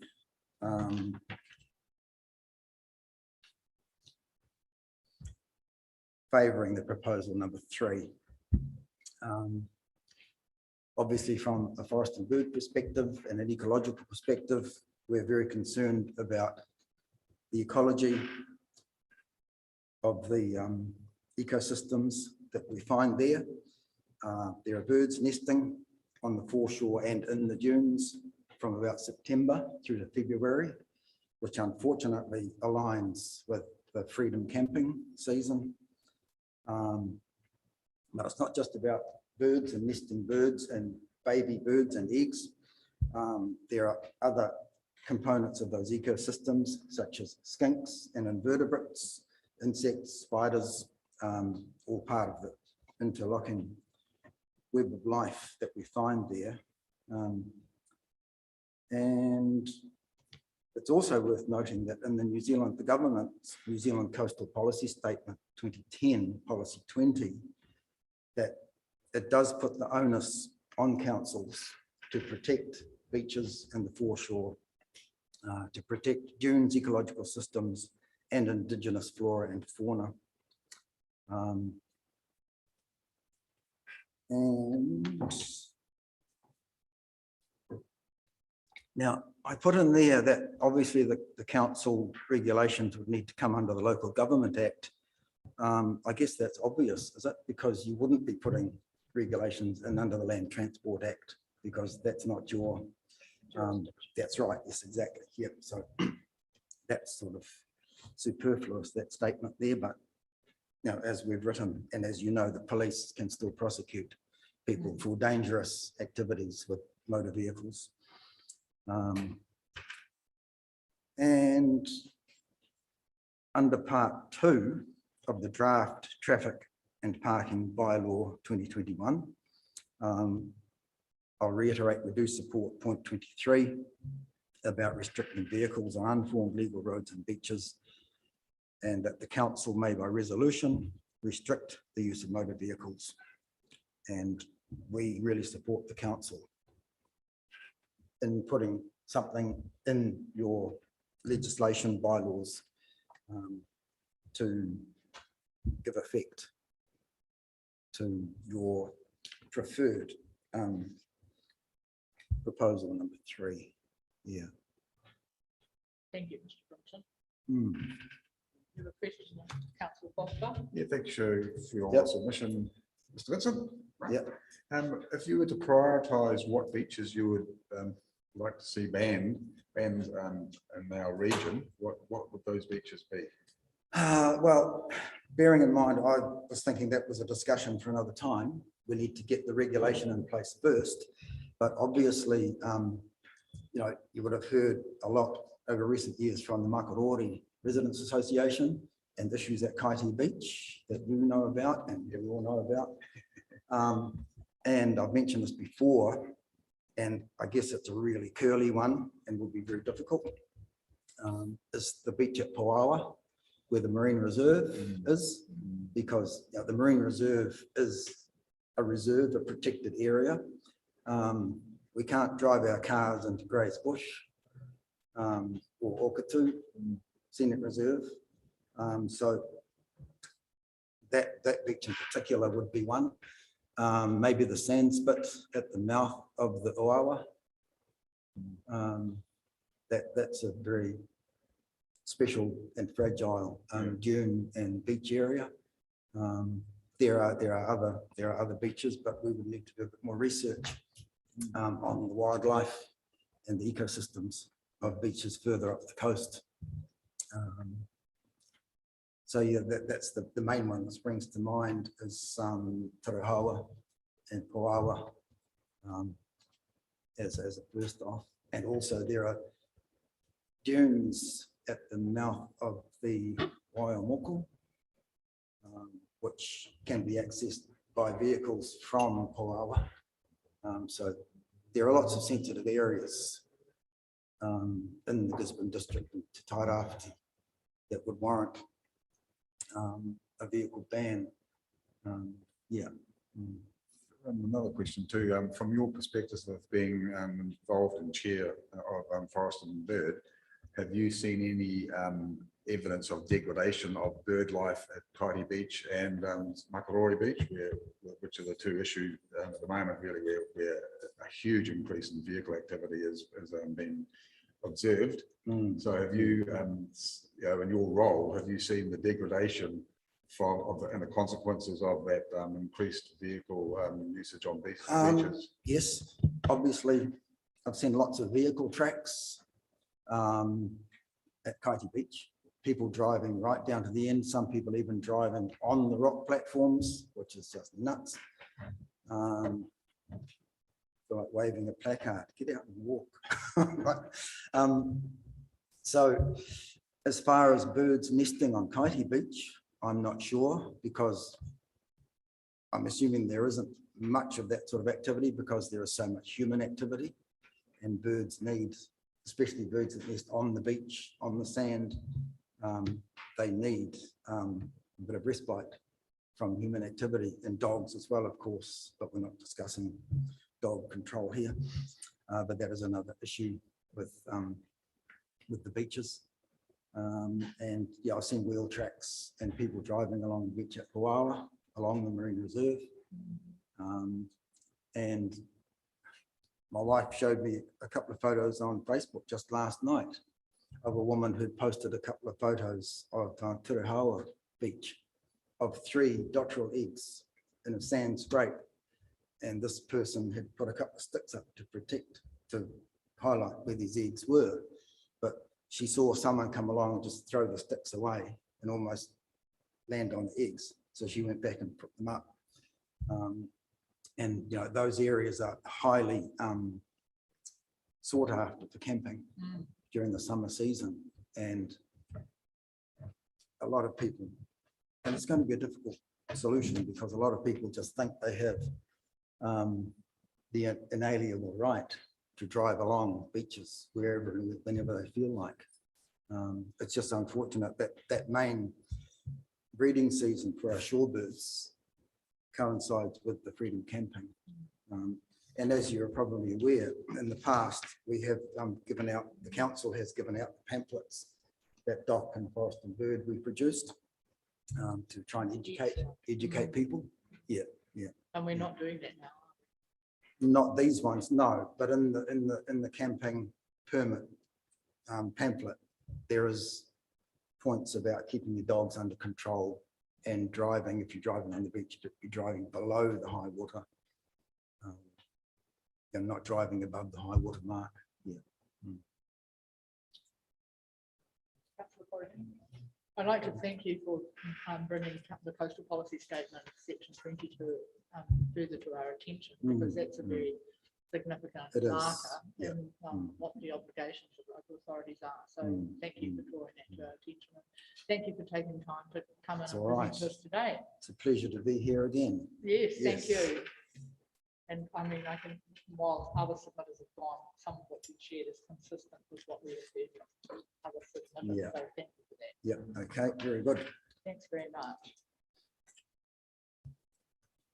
I'll do a bit of research about, because I think Pakatane District Council has some vehicle bans. I hope he has no vehicles. And apart from a Ohoki. third lifesaver. Yeah, and emergency. And you can vehicles, drive down and launch your boat and go away. Yeah. But I mean, neither does Wainui, because we put the bollards in there about That's 15 right. years ago. Yeah, Because yeah. people were driving off the dunes from down on the beach, and that doesn't happen anymore. So that's one of our concerns, some is to have a thought through plan for the whole district.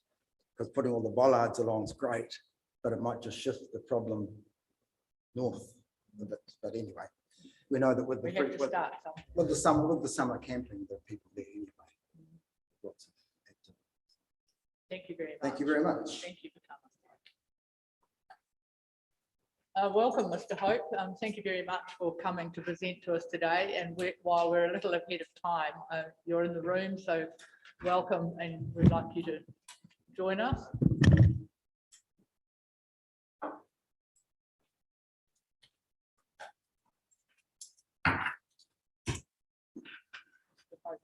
One moment while we pull up your submission.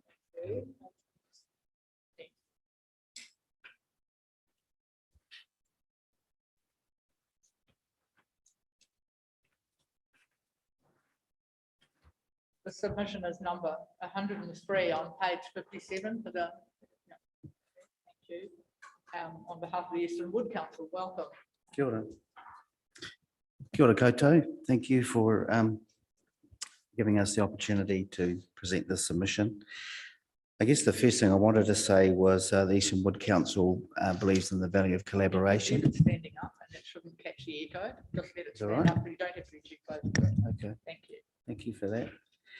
And we just want to acknowledge the collaboration that the council has with GDC with the establishment of a roading forum.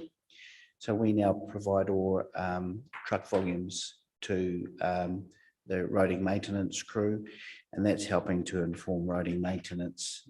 It's improving efficiencies and enabling money to be better spent on roading maintenance. So, you know, I'd like to just acknowledge that that collaboration has started since the presentation of the long-term plan. And here we are here today talking about the draft traffic and parking bylaw, which I take you've all received and read it. I guess the council, we support a user pay system that reflects the volume and frequency of all heavy traffic users. Talking about proposal 5, we'd like to see all income generated from road user charges in our region applied in our region. So proposal 5, we're not disagreeing, but I think we just wanted to put on record that we support the use of calculations and analysis in determining road rates in a fair and equitable basis. If I just move on to proposal 11. That heavy vehicle traffic in the urban area be restricted to State Highway 35. And as the writer lives in Ormond Road, of course, I initially thought it's a very good proposal. And then started to sort of ask questions about how that came to be. I guess the main issue really was the imbalance in well-being and equity.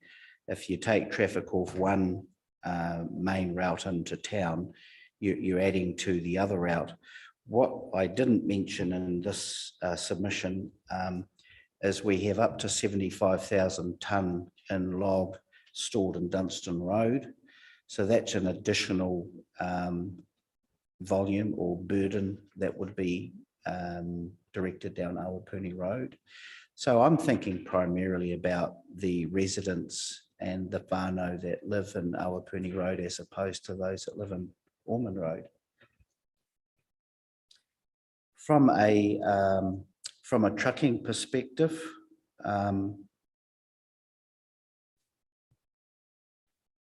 if we look at an average, for example, of 100 logging trucks coming down Waimata Valley Road and being rerouted, that equates to an additional 820 kilometres being driven per day one way. Just talking to a couple of log trucking drivers this morning, that's an additional 25 to 30 minutes additional driving time both ways. It can be the difference between them getting 2 or 3 loads to port in any one day. It's additional time that they're paying for drivers to be in the seat.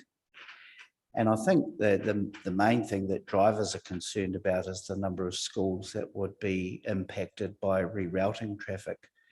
The proposed route, whereas Ormond Road, there is no school facing Ormond Road. Yes, there is Mangapapa Primary, but they're not actually facing Ormond Road, and Ormond Road is much bigger.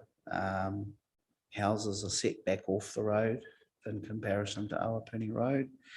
And I guess from our perspective, there are few other avenues in getting 3.5 million tonne of wood to the port.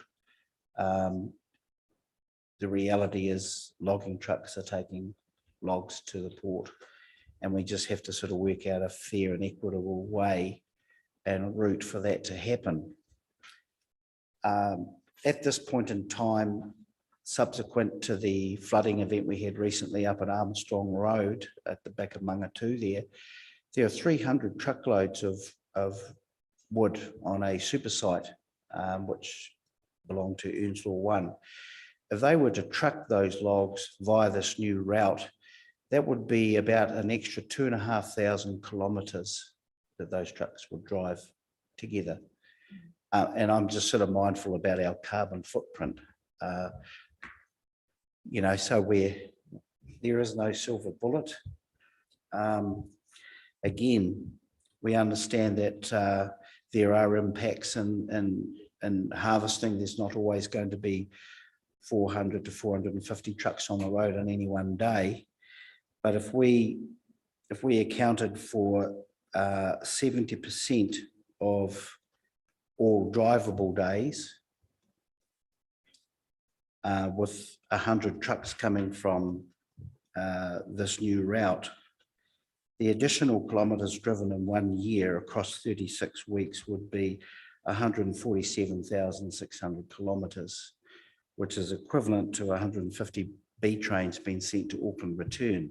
So you kind of have to think about what is, there's a lot of additional mileage, which also represents cost.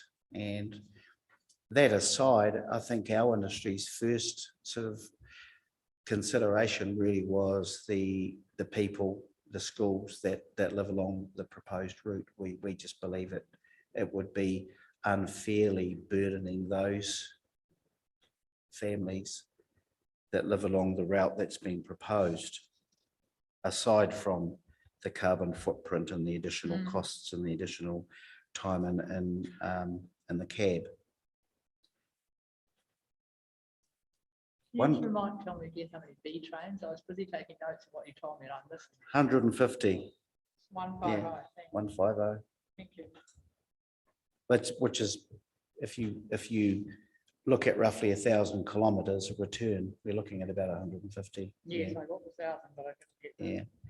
I guess one question I did have, and that was, what was the participation in the original submissions and survey?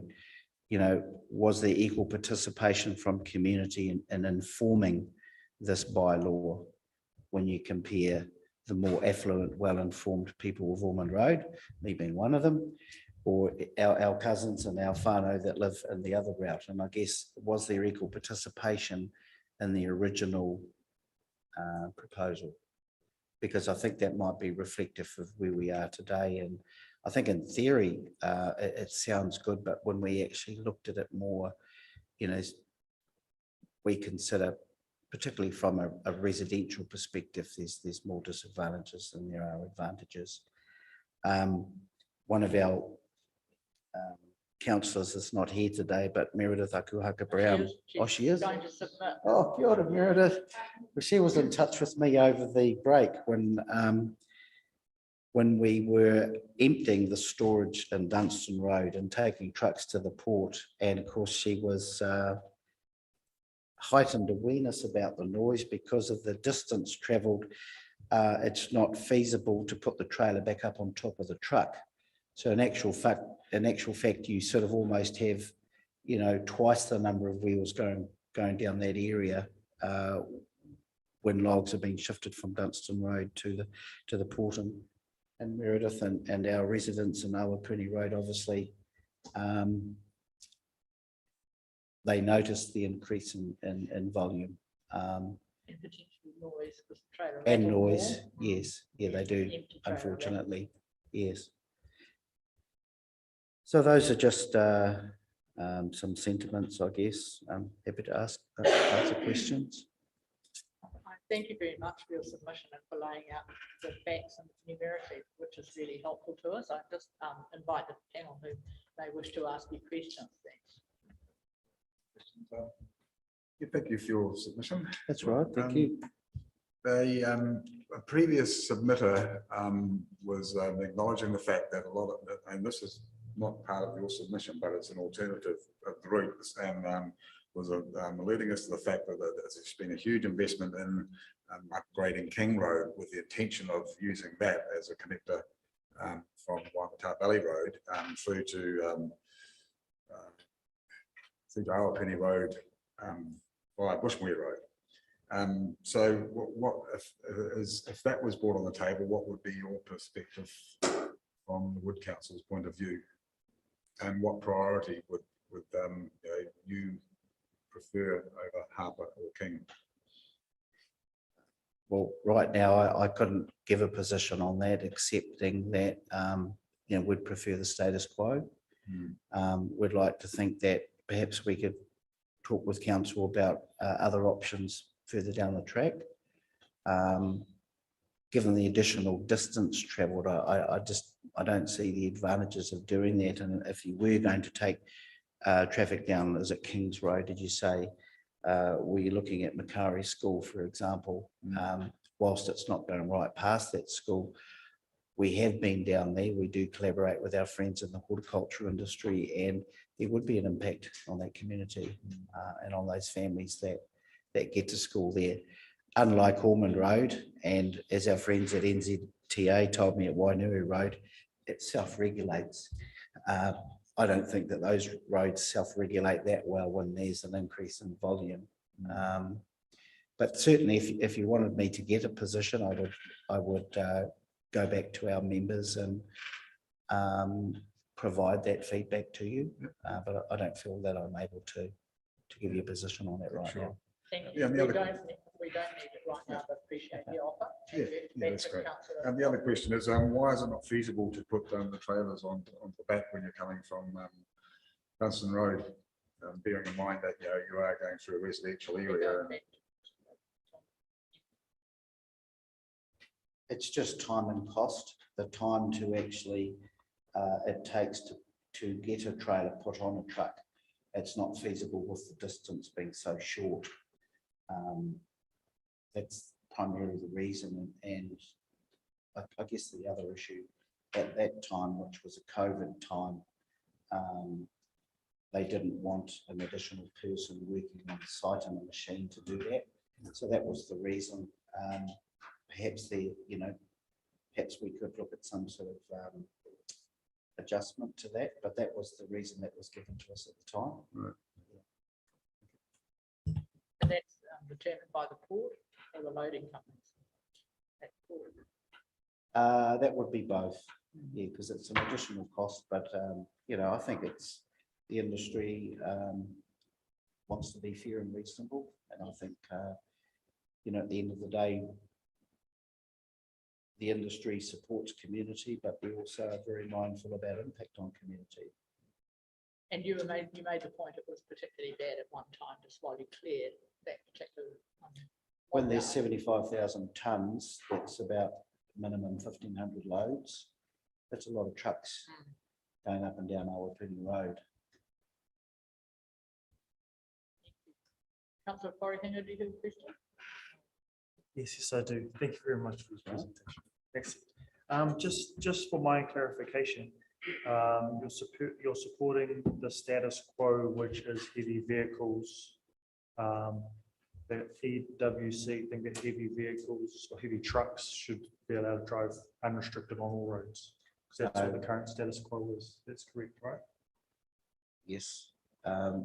My feedback was primarily around use of Ormond Road to get to the Comparison port. between Ormond Road and Awapuni Yes. Road is what we're primarily Yeah. talking about. Yeah. Because in other parts of our submission, we do have one or two people that have made comment about the heavy vehicle and brewery. But that might not be a road, a loading truck. Right. What we're thinking of. Yeah. So it's more in regards to utilisation of, you're saying utilisation of Awapuni and Ormond. Yes, we would prefer that there's equity between both routes and balance. I think spreading traffic is a good thing. I live on Ormond Road. I'm not troubled by the trucks, in comparison to residential vehicles are actually quite a small percentage. I don't have any comment about trucks use of other roads because it's not something I've looked into for this particular. No, thank you. It was just a matter of clarification for us to be able to have our deliberations later. Thank you very much. No worries. Thank you. Thank you, Mr. Hope. That's great. Thanks very much for your presentation and the issues you've raised. Thank you. And Akahata Brown is going to speak to us next. I think she might be on a similar. Okay, topic thank to you. herself.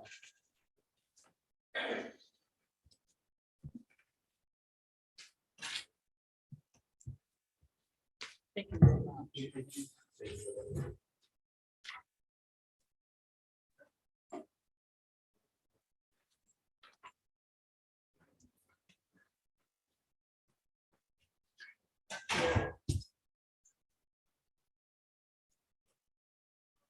Page 21, submission 8. Thank you. Thank you very much for presenting today. Welcome.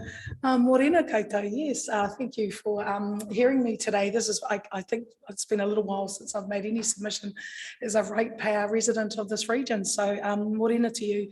So yeah, I don't want to rehash or go over, I guess, a number of submitters that perhaps are from Awapuni Road. So I live at 235 Awapuni Road. And if someone had told me 16 years ago, when we purchased our house, that we were going to be the main route for logging trucks, we may not have bought the house. And based on the noise levels that we currently listen to. Now, we did buy our house so that my husband could work from home because we're in a commercial residential ratepayer space, and he makes a bit of noise as he restores and makes furniture. So we're not in a quiet subdivision area. We then saw a couple of years down the track, a panel beater bought next door. So we have the joy of that noise right next door to us. And sometimes that's considerable. Our house does move every now and again when they use the crane. We then also have coastline distributors living. We're in between these two, which of course have trucks coming to pick up produce, Tip Top, the ice cream, ice, all of that. And so we are in a very busy, a noted space where noise in a neighbourly sense is, we are on State Highway 35. Very proud of that fact. My husband's from Te Aroha, it takes him all the way home. But, sorry, in the last 5 years, just with truck movements growing, we've noticed the considerable impacts into our lives as far as sleep disruption. We're probably very grateful in a way that our son has hearing loss. He can sleep through the night, doesn't hear anything. But it has impacted on our well-being. It really has. It is that truck and trailer issue. Now, of course, we were grateful when the tar seal was put down. And again, I've monitored that, watched the work happen, but I'm already seeing holes and pitfalls and potholing start to show up on that new seal. Now, I appreciate that the reason we're considering this is because it's State Highway 35. So today I'm really asking you to consider, I guess, this as an equity issue, equality of use. As ratepayers that pay our rates, which are, considerable as such. We live in one of the most beautiful parts of the region, and we have the benefit of living across the road from a town beach. We've just seen a huge investment into this, into our precinct. A $40 million swimming pool is being built across the road from where I live. Midway Surf is being rebuilt. So this precinct is undergoing some really beautiful work with respect to municipal shared spaces along a highway. And so I guess my questions today are that in the big picture of a region that has been, be it poorly designed historically, how is it that one set of residents get to have all of the heavy traffic when we are all, in this together, respect to this industry? And I would just say today, I'm here today to say this is about equity and how we manage this industry, because we appreciate 1 in 4 are impacted in its employment space. But for the region as a total, it's time to consider that spatial planning we've talked about around our best for region. And I know this region grows and produces great food.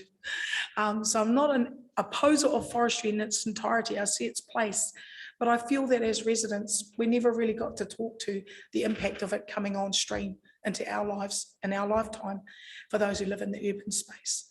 Now, I respect that there are those who don't want the trucks down their part of the road. Doesn't matter where you put them. There's always going to be someone who says, we don't want them.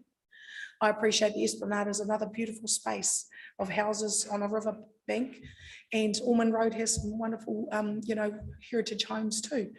However, if our decisions are made, that's just going to impact, say, a smaller group of people because it's on a state highway, I don't think that's fair. I think it's a wrong way of looking at it because of the residents that have put time and energy, as we have, to doing up our house to make it a home, and yet every truck movement, our house moves. So we will need to assess the piles, more so. We acknowledge that it is a roadway that goes to the port. However,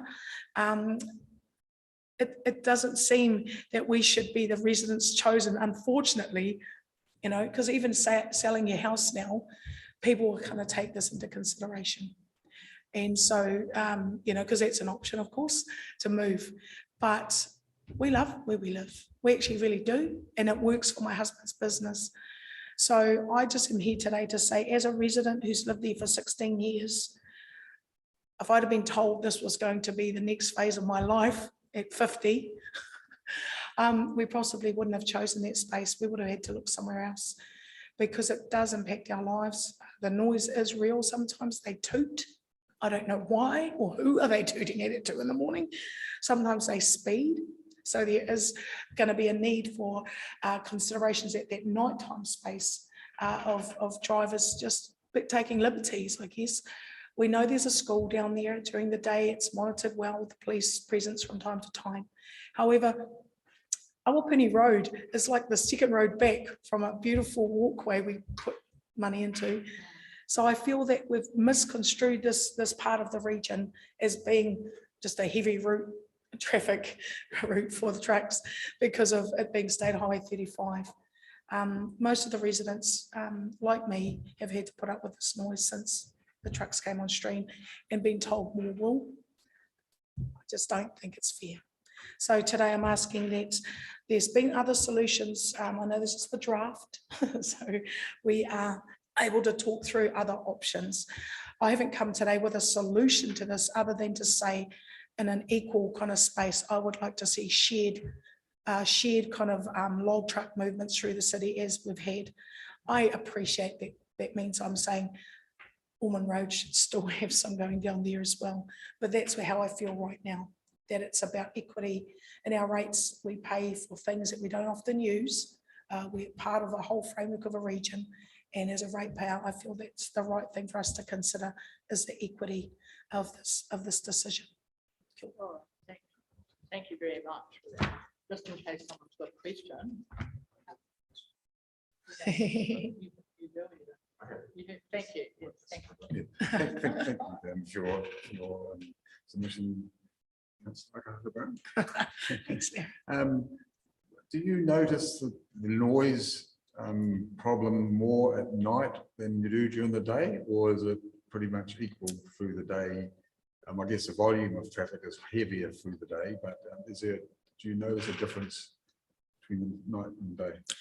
To be fair, it's even. Like obviously, if I'm out at work, I'm not there during the day, which was fine. So during the daytime, Jason's in the workshop, so he's got all of that space. So during the daytime, no one's generally home.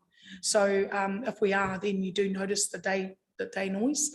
But of course, they're navigating through other traffic, so they're slower. There's a school, there's those times where they have to slow down more for schools. I've seen near accidents happen at the school pedestrian crossing. Just sometimes it gets a bit frightening to see some of that. So monitoring that space will be really necessary. But at night, it just seems as if some of the drivers, and I have brought it up, I have rung the forestry companies, I have spoken to Mr. Hope as well as others, and I've rung the port as well, because we can sometimes also hear the logs being loaded. Just depends on the wind, of course, but they bang against the side of the ship. So it is a noise that wakes you. It is like, but one time we had a truck driver pull over and just park outside our house for an hour, just with his truck motor humming, it's like, what are you doing? I didn't go out and say, excuse me, mister, but it was just, there has been some disruption by driver choice. Again, just speed really worries me, because there's just parts of it.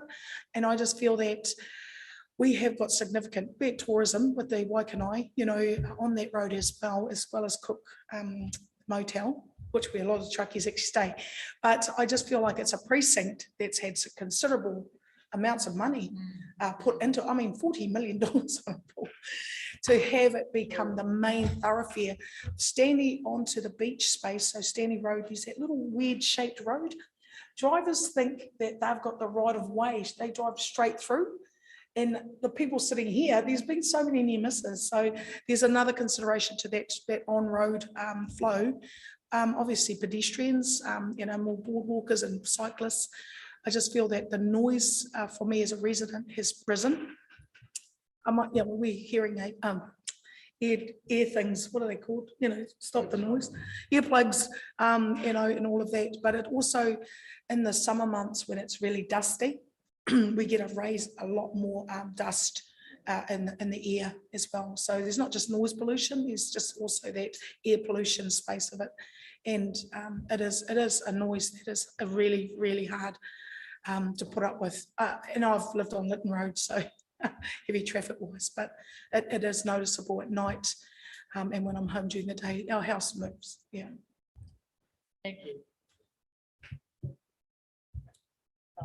Thank you very much for coming, and thank you for drawing our attention to the precinct aspect. That is very valid, that a lot of money has been spent in that particular area. Thanks for that. Thank you. No, excellent. Thank you very much. We have Ms. Coral done. Thank you, Coral. We are running a little ahead of time, but we could take you right now. And we do have someone zooming in at 11:30. Can I ask, can they be held for a moment? They can? Oh, are they? Do you mind, then, Coral, if you wait till after that person? Thank you, because it is nearly 11:30. Thank you. Can we just have the name again of that individual, please? That is Chris Teo.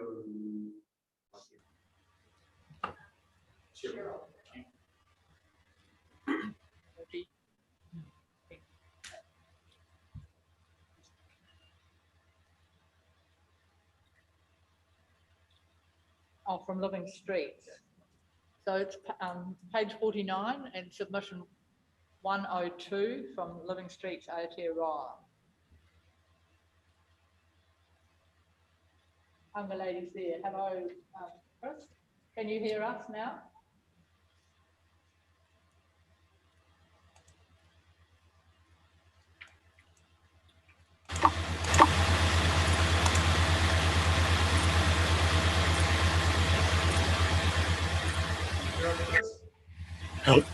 Hello.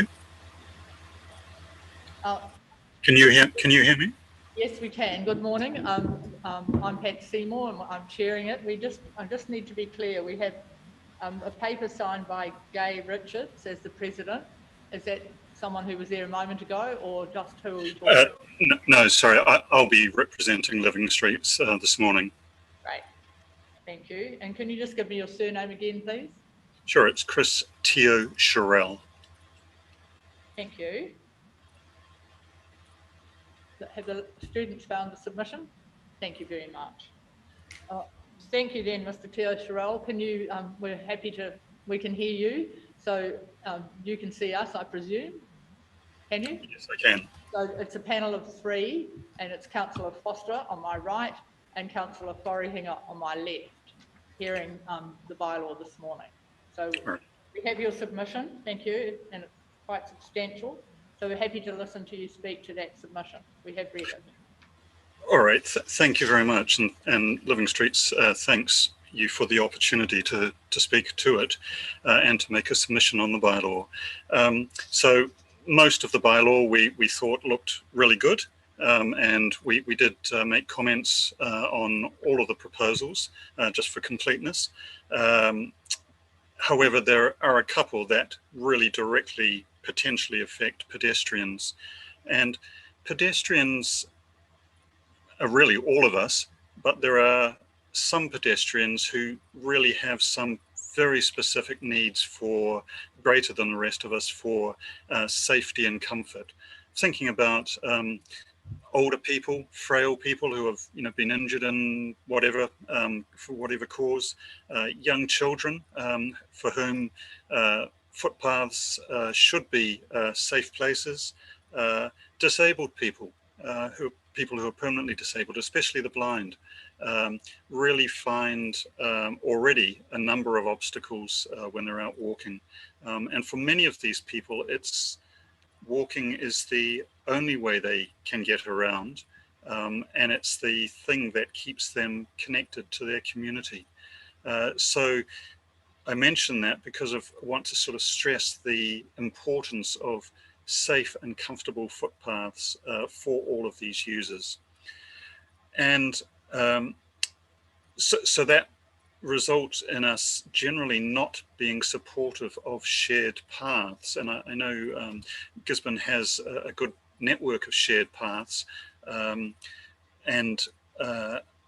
they can be problematic when the numbers of users increase, as we always hope that they will do.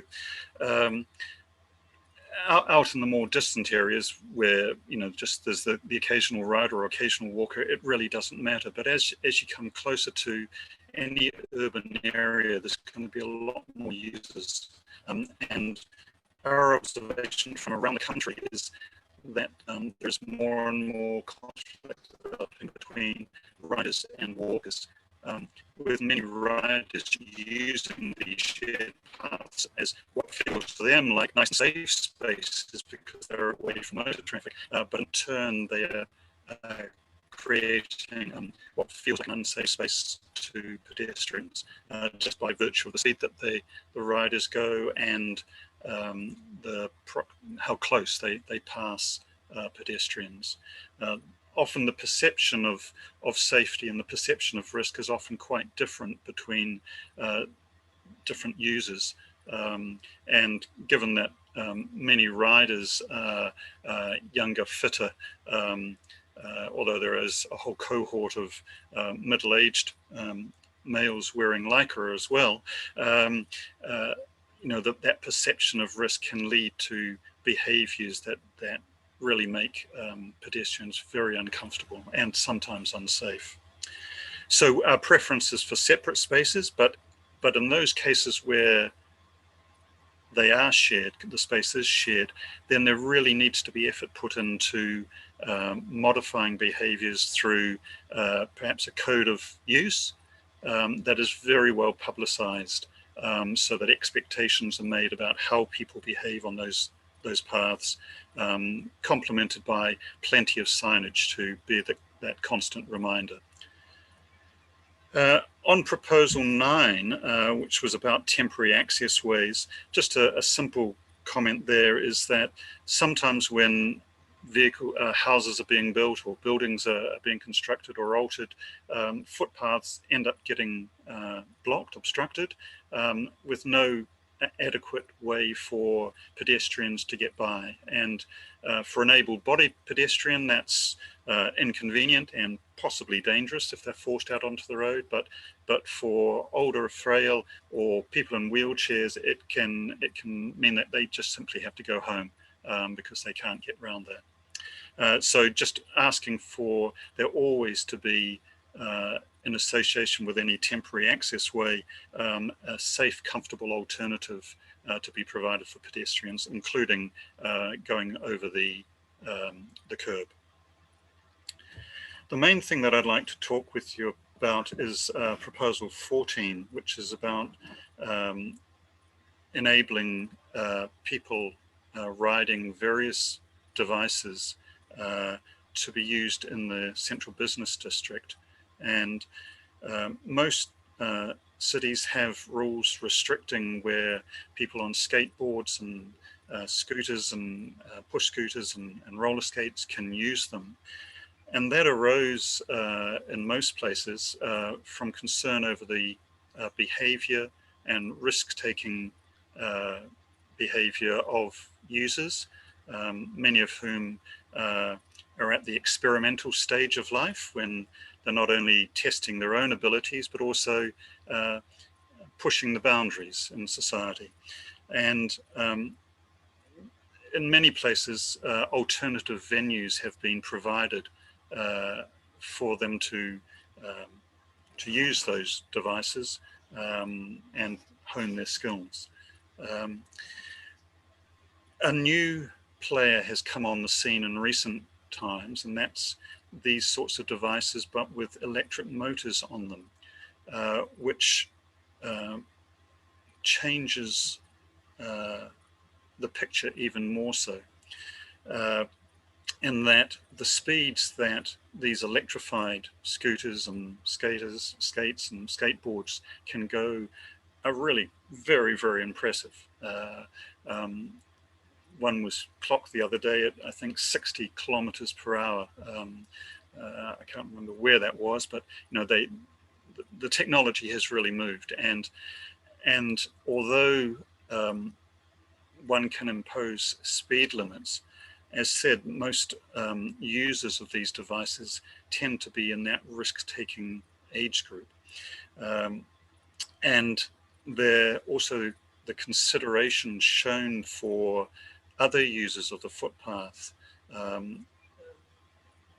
They may think they're being considerate, but actually a person passing an older, frail person on the footpath at, say, 50 centimeters distance is enough to give that older person a fright that could end up meaning that they fall, and the consequences of falling for such people can be dire. So we think, I guess another aspect of this is that making a CBD's good when it's a relaxed place where people can have a coffee on the sidewalk and browse and meet other people, and to make them have to worry about people riding at speed past them on scooters that might hit them or at least might give them a fright, doesn't seem to be a good move for a CBD, especially if you're wanting to make this sort of a real focal point for your residents.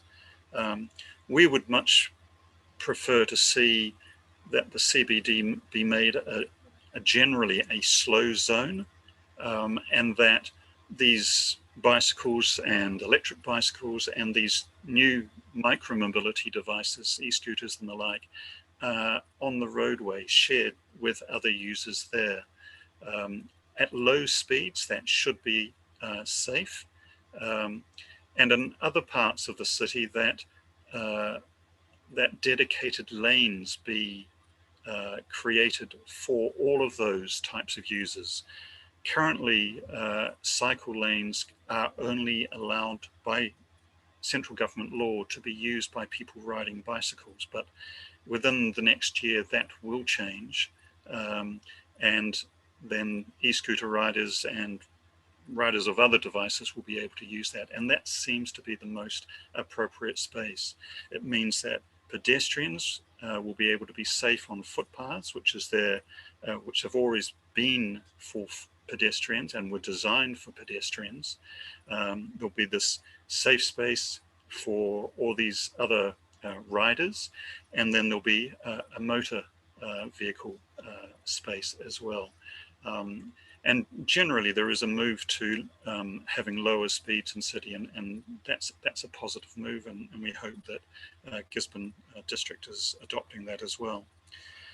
Probably leave it there. I guess I've just wanted to emphasize the importance of footpaths to a whole range of users, some of whom have no other choice, and the detrimental effect that allowing e-scooters and other such devices on footpaths will have on pedestrians. So welcome any questions that you might have. Thank you. Thank you. Thank you very much. Thank you for your comprehensive submission. You mentioned, can you still hear us? Yes, it's not easy, but I can hear you. Sorry, yes, and your speaking is breaking up a little too. I just wondered if you could give us a suggestion about what a low speed in a slow zone that you suggested might be. Well, internationally, 30 kilometers per hour is being seen as the appropriate speed for areas where there are high numbers of different types of road user, and in that I include footpaths. So where there's a lot of pedestrians or cyclists, young children, older people, near retirement homes and things like that, 30 kilometers per hour is being seen as the appropriate speed. Some schools in New Zealand will soon, urban schools will soon be moving to 30 kilometers per hour. Currently, some have 40 kilometer per hour speed limits, but that'll be changing also. And so that seems to be the best speed. It's I mean, often in CBDs, motor vehicle speed is comparatively low anyway, unless it's a through route. Sometimes it does require some modification of the road environment to make that speed seem sensible to drivers. Give drivers a wide road, and they unconsciously just tend to go faster. So by narrowing the road, which can easily be done with using some of the car parking spaces for roadside eating and drinking places associated with a cafe or other beautification works is one way of doing that. Yeah, thank you. My question was actually more reflecting the use of the footpath as a shared sign. So I suspect you were not suggesting 30 Ks on the footpath. No, sorry, I misinterpreted. No, no. If the footpath, and we advise and request against that, becomes a shared zone, then ideally, well, actually, really, what should be the case is that everybody moves at walking speed. So. Thank you for that clarity. Yeah. I'll invite my colleagues. Councillor Foster's fine. Councillor Corrigan, do you have a question? Thank you. Well, one of the council officers would like to ask you something. Thank you. Thank you. Just very quickly, Mr. Teo, I wanted to, there was an issue this morning with your submission being presented and speaking here this morning. I just wanted to thank you for being very flexible, and I'm really glad we got the opportunity for you to speak. So thank you very much for that. The mistake there was mine. Thank you. Thank you. We appreciate the we appreciate the opportunity, and thanks very much. Thank you. Your point 37 in your submission, you do make a differentiation between motorised scooters and skateboards, and whether they are something that should be referred to. It should be unmotorised vehicles and e-scooters and the like. And I think if the panel are going to proceed with the recommendation as it is in current draft bylaw, we need to better understand that distinction. And you're suggesting that on NZTA's website that there is a distinction about what is legitimately a point 37 of the submission. That there is a distinction of what is legitimately able to be used on a footpath. So do we need some clarification on that, Mr. Gilmore? Or can I ask you, Mr. Teo, is there some clarification you wish to make around that point that you make in your submission? Yes, so there are low powered vehicles and there are pedestrians, and e-scooters and any electrically powered device has been classified as a low powered vehicle.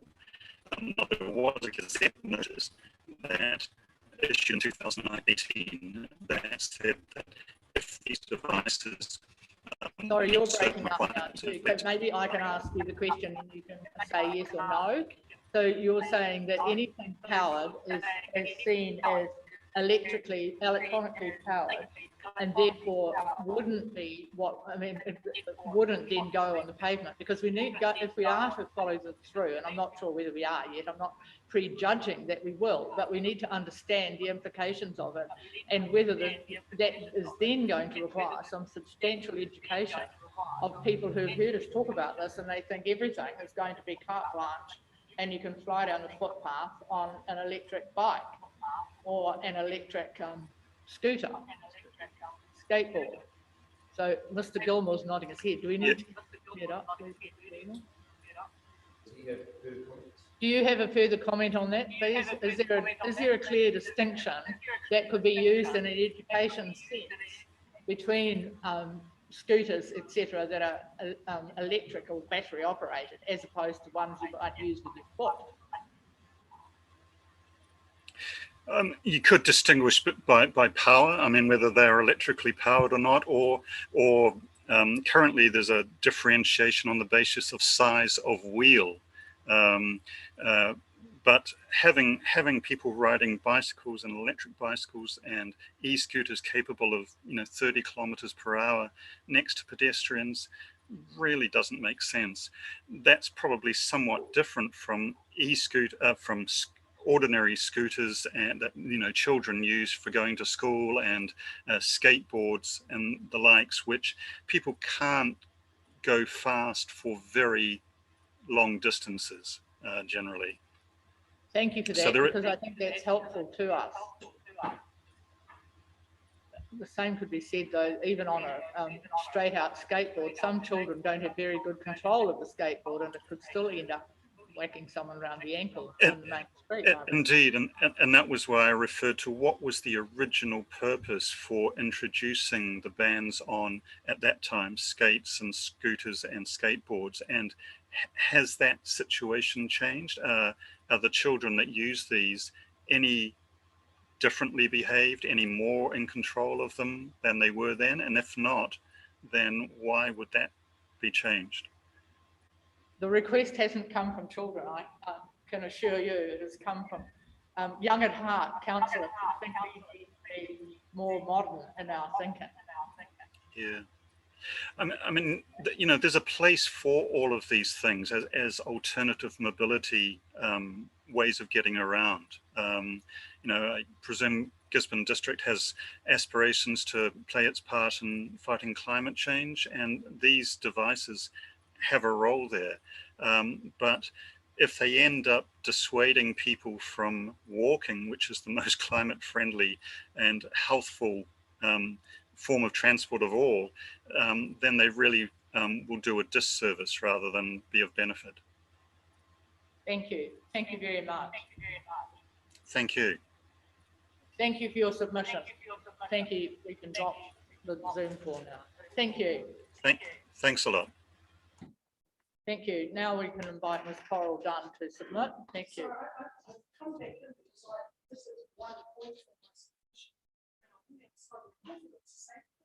But if it's too late, lady, then I would think we could probably give you special permission to come forward, Ms. Akahata Brown. I feel so bad. I'm not doing my justice to this. Forgive me, but thank you. My question really was in regards to there's been a lot of work done, I guess, around the rail link. So I feel that I didn't articulate well enough that the port company you know, has a huge undertaking in the region, and I respect that it's a big industry and it does what it does. But I wanted to ask in the discussioning to the officers through you, sorry, Madam Commissioners, with regard to the discussion of the backlink rail space, I forgot to mention that that was one of my considerations of a solution as respect to that has not space. been raised within the context of the papers before us. Oh, today, okay. and that is new material. So I'm sorry that won't- No, I just, that was part of my construct. So I thought I feel not good about myself leaving that I didn't mention it, because as you all know, I'm pro rail. So thank you. It's not part of the material for today. Thank you. Thank you. Ms. Dunn, would you like to come forward? And thank you, Ms. Akahata Brown.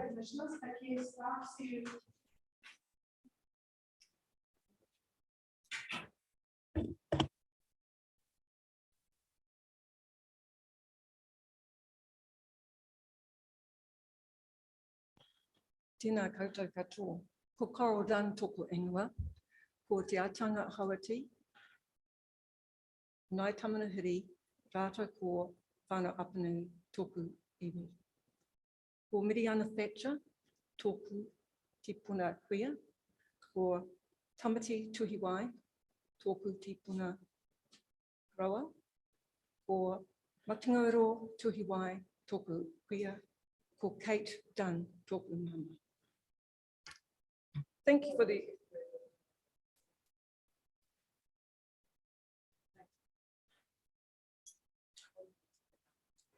That's all right, Pat. Thank you for the opportunity to further present on my submission today. I just heard you correct Councillor Akahata about the information. Is it the information before you that we submit, or is it the information within? It's okay. I just want to make sure that I wasn't going to step outside of. Okay. On page 34.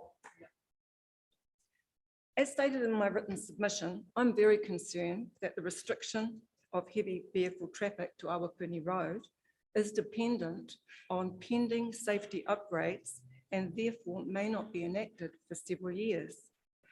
Alarm bells rang when I read the words several years. as a time frame of several years is rather nebulous and reminds me of the saying, how long is a piece of string? A time frame of several years tends to suggest sooner rather than later, which in essence implies a short time frame. However, as the pending safety upgrades are not in the current 3-year regional land transport plan work program, it is unlikely that they will be undertaken, let alone completed in a few years. Therefore, the time frame is more likely to be longer rather than sooner. Continuing to delay the enactment of the bylaw will mean ongoing degradation of our infrastructure and increased expenditure on maintenance. The pending safety upgrades are for the state highway intersections along the proposed route, as police and Waka Kotahi identified these sections would struggle with the projected volumes of traffic. Taxpayer-funded state highways are central government's responsibility. Council's responsibility, on the other hand, is to provide and maintain ratepayer-funded infrastructure. These two organisations are separate entities, yet central government's work programme is being allowed to impact on council's responsibilities to its ratepayers. Gisborne District Council has identified the increased flow of heavy vehicle traffic is impacting on residential areas and the safety of other transport users. Councils have been empowered to create and enact bylaws to protect and maintain their district's infrastructure. Enacting the bylaw to restrict the route of heavy vehicle traffic in urban areas to Awapuni Road, thus redirecting heavy traffic to state highways, is in the best interests of our district because our urban roads are not designed to be used by heavy vehicle traffic. The route restriction will protect our infrastructure and thus reduce high maintenance costs. Heavy vehicle traffic must be redirected to state highways.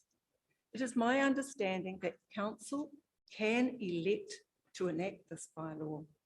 That is, having been empowered to create and act bylaws means council cannot be constrained from doing so.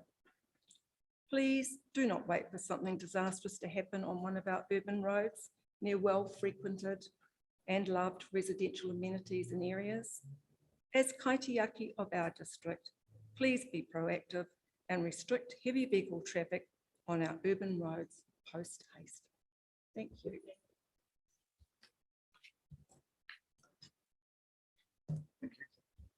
Thank you, Carl. As a resident of the Esplanade, could you explain the impacts that the logging has done for you and your neighbours on that stretch?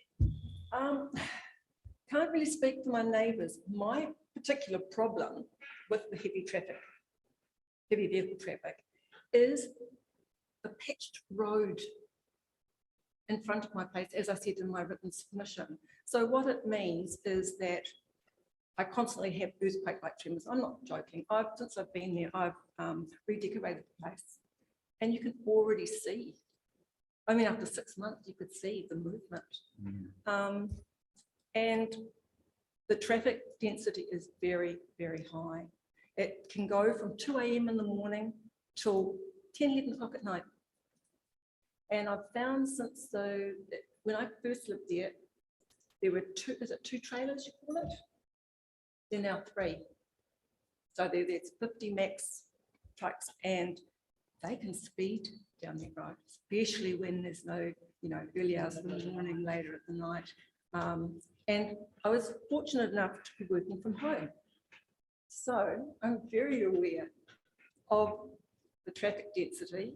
And in my previous submission on this matter, I actually quoted the numbers I counted between 9 a.m. and 3 p.m.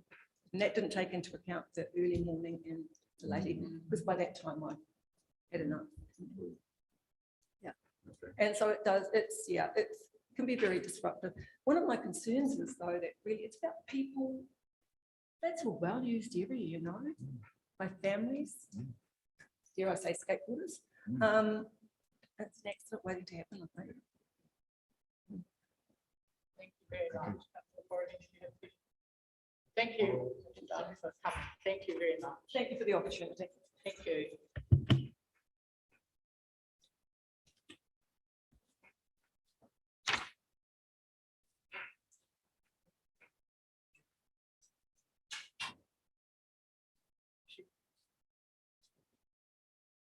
Oh, she's on Zoom.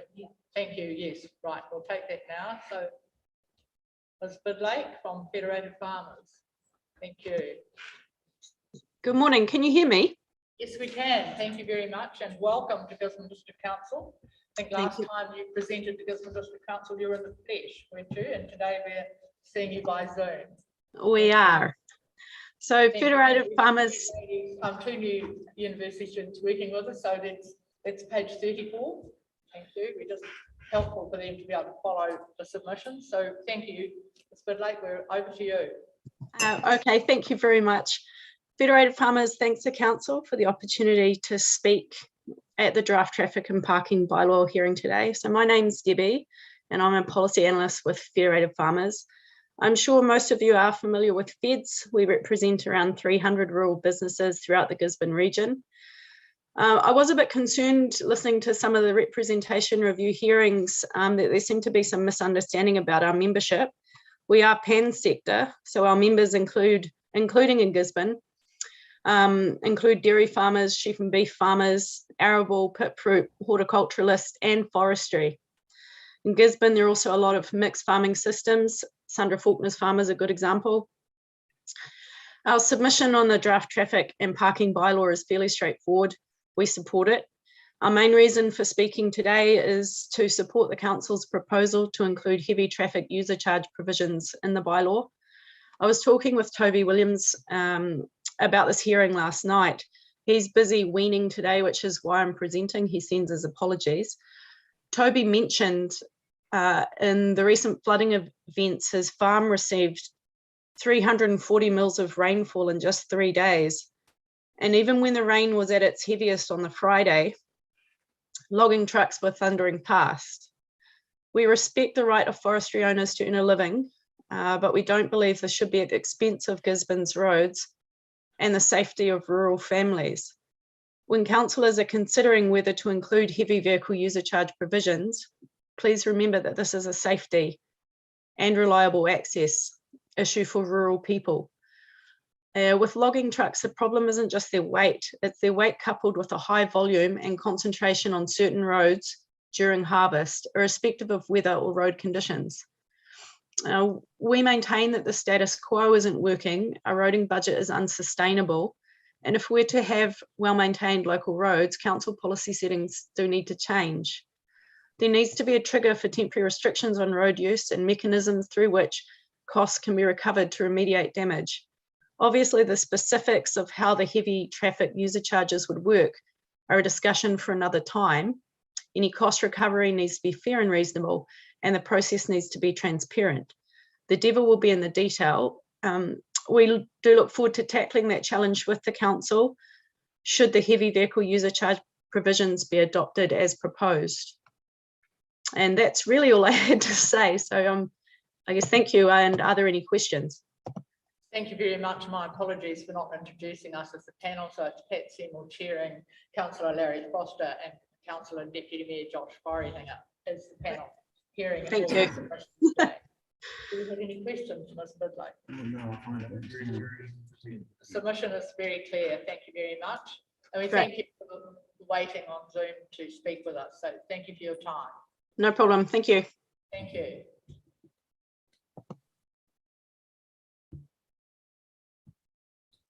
Thank you. That would be.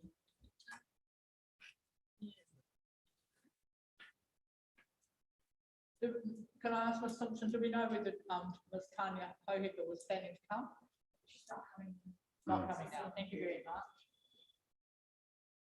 Right. Council officers, would you like to give us feedback now, or would you like us to take a lunch break and then, which gives you time to talk to one another, and we'll reconvene at 12:30? Is that suitable? Yeah, I think there's quite a bit that we need to provide some commentary on. So I think get those thoughts together, and there's a bit of information coming in from Roding, for example. 12:30, would you prefer that it's 1 o'clock? 1 o'clock would be plenty of time if you want 12:30 or 12:45. That's doable. But what do you? How long do you need to eat? Madam Chair, am I able to put forward some things that I'd really like to hear back from Council? Absolutely, because I was just going, while asking Council that we need to go over the submission from the letter from Whakakotahi. So and then we'll decide whether when lunch is. I thought you were going to say. No, so let's hear from the panel of what other queries they've got to add to the list of things you'd like returned. And I do want to refer before we break to the letter from Whakakotahi, which is only appeared today. Thank you. So Councillor Corrigan, you say question? Yes, I would like council officers' perspective on the Awapuni Ormond option that was brought up by several submitters today. In terms of heavy vehicles, like what the implications possibly could be in regards to that. Some commentary in regards to time restrictions. I mean, there's already some pieces in there in regards to engine braking, but also commentary around general overall noise restriction as well. Those are the two big ones for me, just off the top of my head. And also commentary around King versus Harper as well. Yeah, King versus Harper. So those are the big three. And particularly in relation to King versus Harper, how the decision was made, if the background work was preparing King. And we got a lot of commentary on that. Good. Yeah. That was one of my queries too. Thank you. And yeah, the other one is the implication of vehicle bans on certain beaches. Right.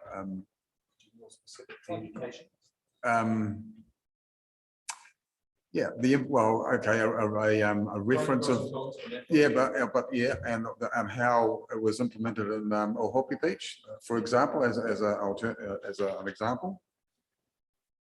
And that might take a little while to investigate. So why don't we rephrase that into why is there not contained within this recommendation at least the starting point of banning it of one or two beaches? Yeah, that's really what you're saying. Yeah, and is there a different way that could be implemented? In stages or something. Yeah, and the other one is the skateboard and bikes in town.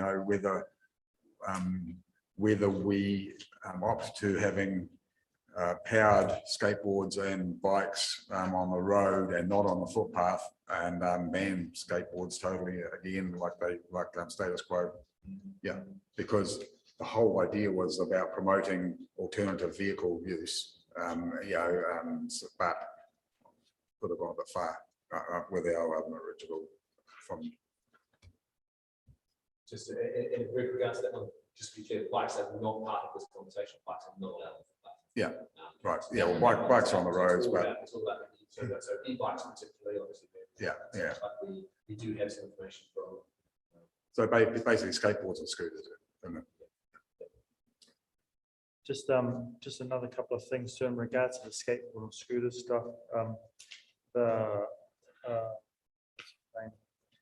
Dr. Chris Teo Sherrell had mentioned about, in his opinion, skateboards and scooters moving at walking speed. If you're able to pull anything in regards to that in terms of best practice somewhere else. Yeah, so for scooters and e-scooters, it's not practical. They fall over. They move slightly faster than that. With regards to skateboards, they obviously can move at walking speed.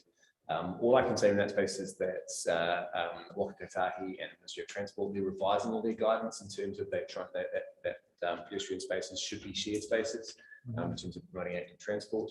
And the bylaw, while in its draft form and the previous form, if we were to remove the ban on recreational vehicle, but wheeled recreational devices, sorry, is the wording.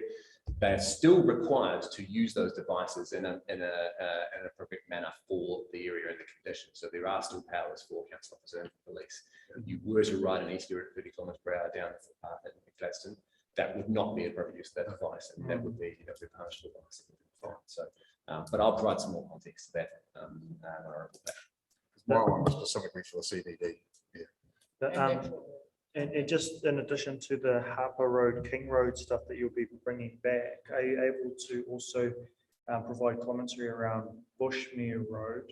Because there were two things that were brought up today. One was heavy vehicle going down Bushmere, but then the other thing that was brought up was redesignation of Bushmere. So if able to provide. Quite a long time, like about 5 years ago, 5 or 6 years ago. Juniors have sent me a bunch of reports on that, and I've got some commentary from Dave Wilson and Dave Hatfield, so I'll include that. And can I have the question to those on page 54, the queries around clause 36 and 37, which actually is some of the same kind of material around the wheeled vehicles. It's in your report, so can we have a formal reply to that for the benefit of the minutes, etc.? It's this distinction that Liberty Street's made and that I sent an email about asking the query. If you just include the queries that I asked last night, I'll put those in the list of queries that need to be pulled up.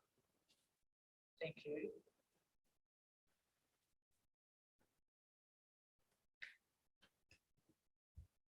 While we're just doing this so that we get everything out on the table before we break for lunch, then can we just look at the Whakapōtahi letter, which I regret that others in the room don't have, but we just need to know because it is referred to in Whakapōtahi's submission, which is submission 104 on page 50.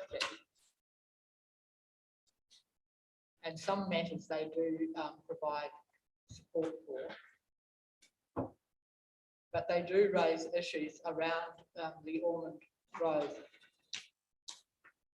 Awapuni Road and their views, and around consultation with the school and the boards of trustees. And then they also seek, well, this is all contained within the heavy vehicle route. And I think we just need to be aware that there are some concerns that there's still there's no design for the safer access ways, or, joining up intersections, and the concern. So I'm not sure how you're going to respond in a short time frame to the delays that might be implemented, because that's what's come up from several people as well as on the Whakapōtahi. It's all very well to talk about safety improvements, but the lady from Awapuni School Board of Trustees raised the issue. They'd like to know what the design of those intersection safety improvements were, and Whakapōtahi raised the very same things. But it just seems, and I want to record this, a little disappointing that we've had that there's a letter from August 2020 telling GDC they're happy to talk about safety improvements at intersections, but we don't seem to have any evidence before the bylaws committee on what that might look like or what those delays might mean, because it leaves the bylaws committee in a difficult position to make a decision. So you won't get the answer today, but you may be able to add something to that. And if you come back at 1 o'clock and tell us that there's too much to be replied to today, then the bylaws committee will take an adjournment. So now 10 past, yes, we'll come back at 1, which gives you a bit more time. But if it is that we require to adjourn to a subsequent date to get all the data that we need in response to the questions, then the committee would be prepared to do that. Is there anything you want to say, Ms. Knight? No? Anything else you want to say, Mr. Gilmore, before we break for lunch? Okay, thank you very much. Appreciate that. It's quite difficult and challenging that there's a lot being thrown up for now. Thank you very much. We'll reconvene at 1 o'clock. Thank you. Thank you.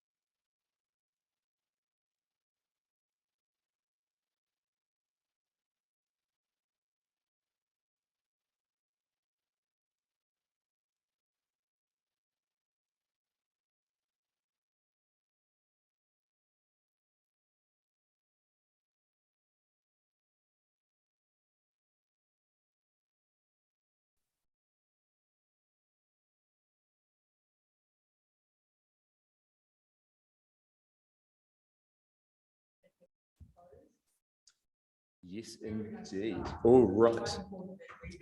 Yes. Absolutely. So we have we've chunked it up into vehicles on beaches, heavy vehicle route restrictions, and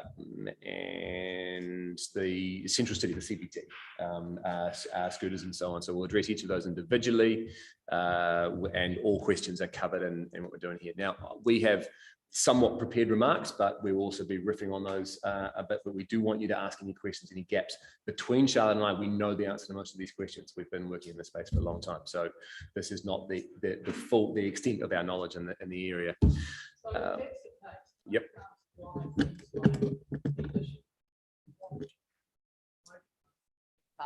Welcome back to anyone that happens to be listening to us. Mr. Gorm is going to give us the answers to some questions, but with respect to the vehicles in the CBD, or the scooters and etc. Yeah. If we've got all the answers, why wasn't that concluded in the report?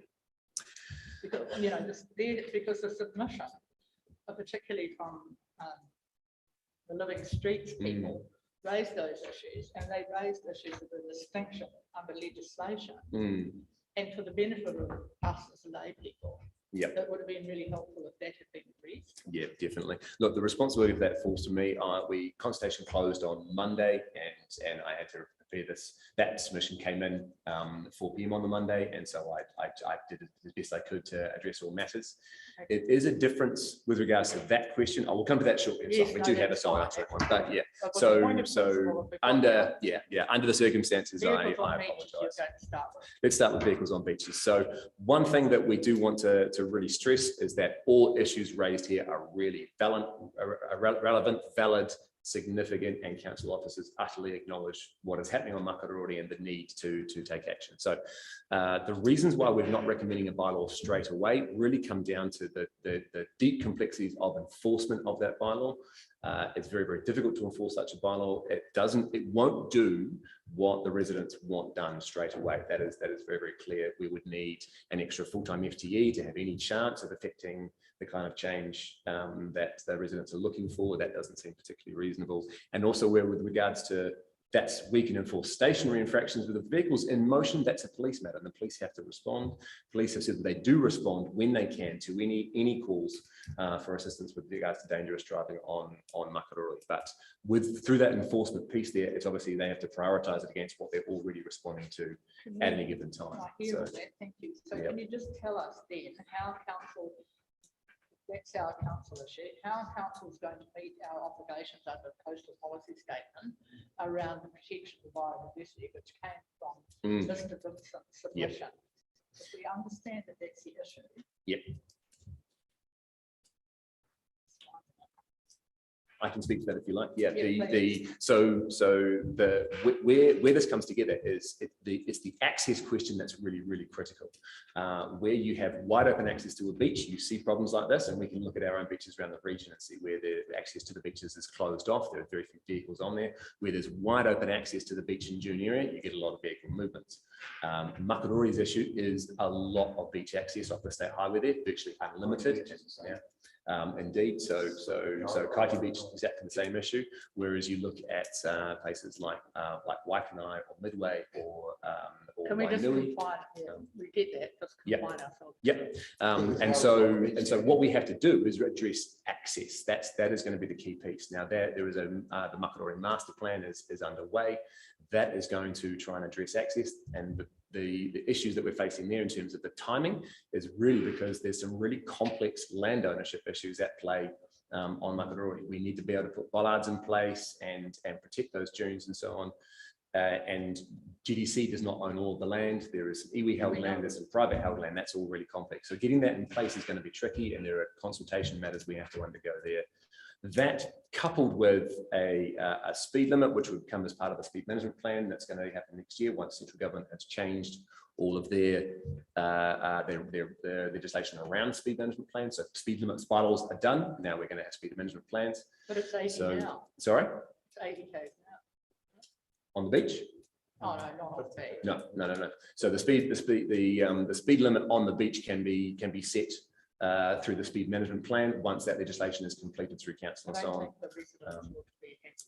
It would be part of the package of things that we will need to do. No one at council is saying that a bylaw is not the right move, but also local government legislation suggests that bylaws shouldn't be your first step. They really should be once other things have failed. And we need, as they highlighted, this issue has really come upon us post-COVID.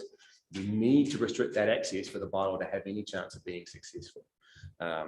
We can use boulders in certain places, but we need safe stuff along the side of the highway. So if someone runs off, these bollards do need to collapse in front of the person. There's a lot, and those land ownership issues really are very, very key. So council staff are not saying no to a bylaw, but we do face those enforcement issues. A bylaw does seem like it will be part of the question, part of the answer in the fullness of time. But right now, enforcement of the bylaw doesn't seem like it would achieve what the residents are seeking from council. It's closing down the access, it's getting buy-in from members, and many of their suggestions are really on point. The limiting access to certain points. If you want to go, if you want to launch a boat, of course you can launch a boat. Here's where you enter. That's what they have done, what Whakatane has done, and so on. They've really limited access. Only boats that are only vehicles that are launching and retrieving boats, and only in 2 places on that whole expanse. So that does work. Places like Murawai, north of Auckland, where they've recently put a vehicles on beaches ban in place. Numerous access points. They're really struggling to police that. So that's the position. Residents living on the beach all the time, full access to the beach. Residents of money. That's right. And it's similar. That's right. Right, the next topic. Next topic, we can move.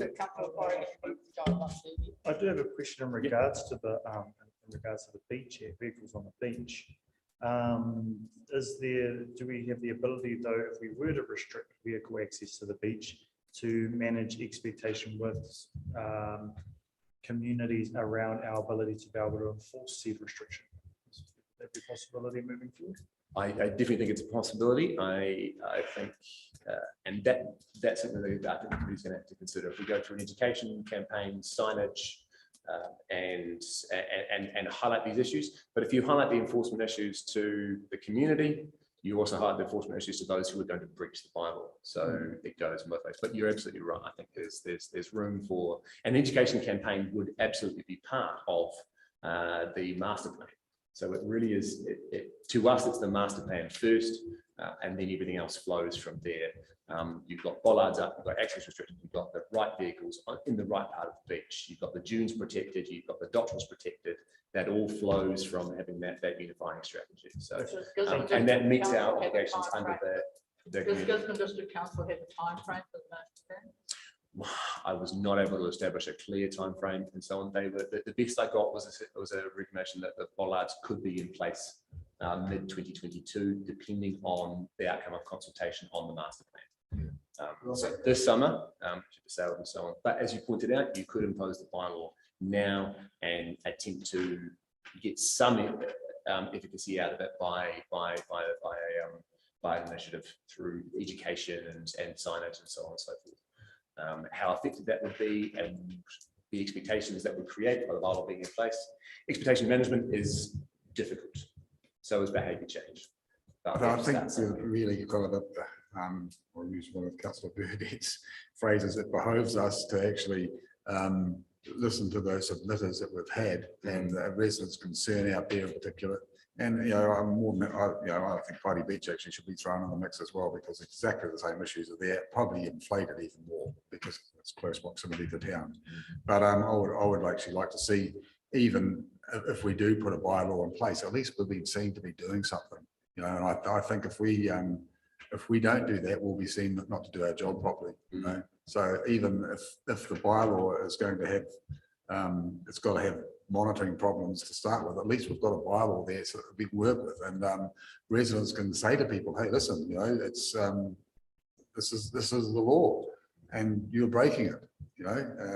Hopefully it doesn't cause any confrontation, but at least it's something that the residents know has been put in place, and they can self-monitor, call the police, whatever.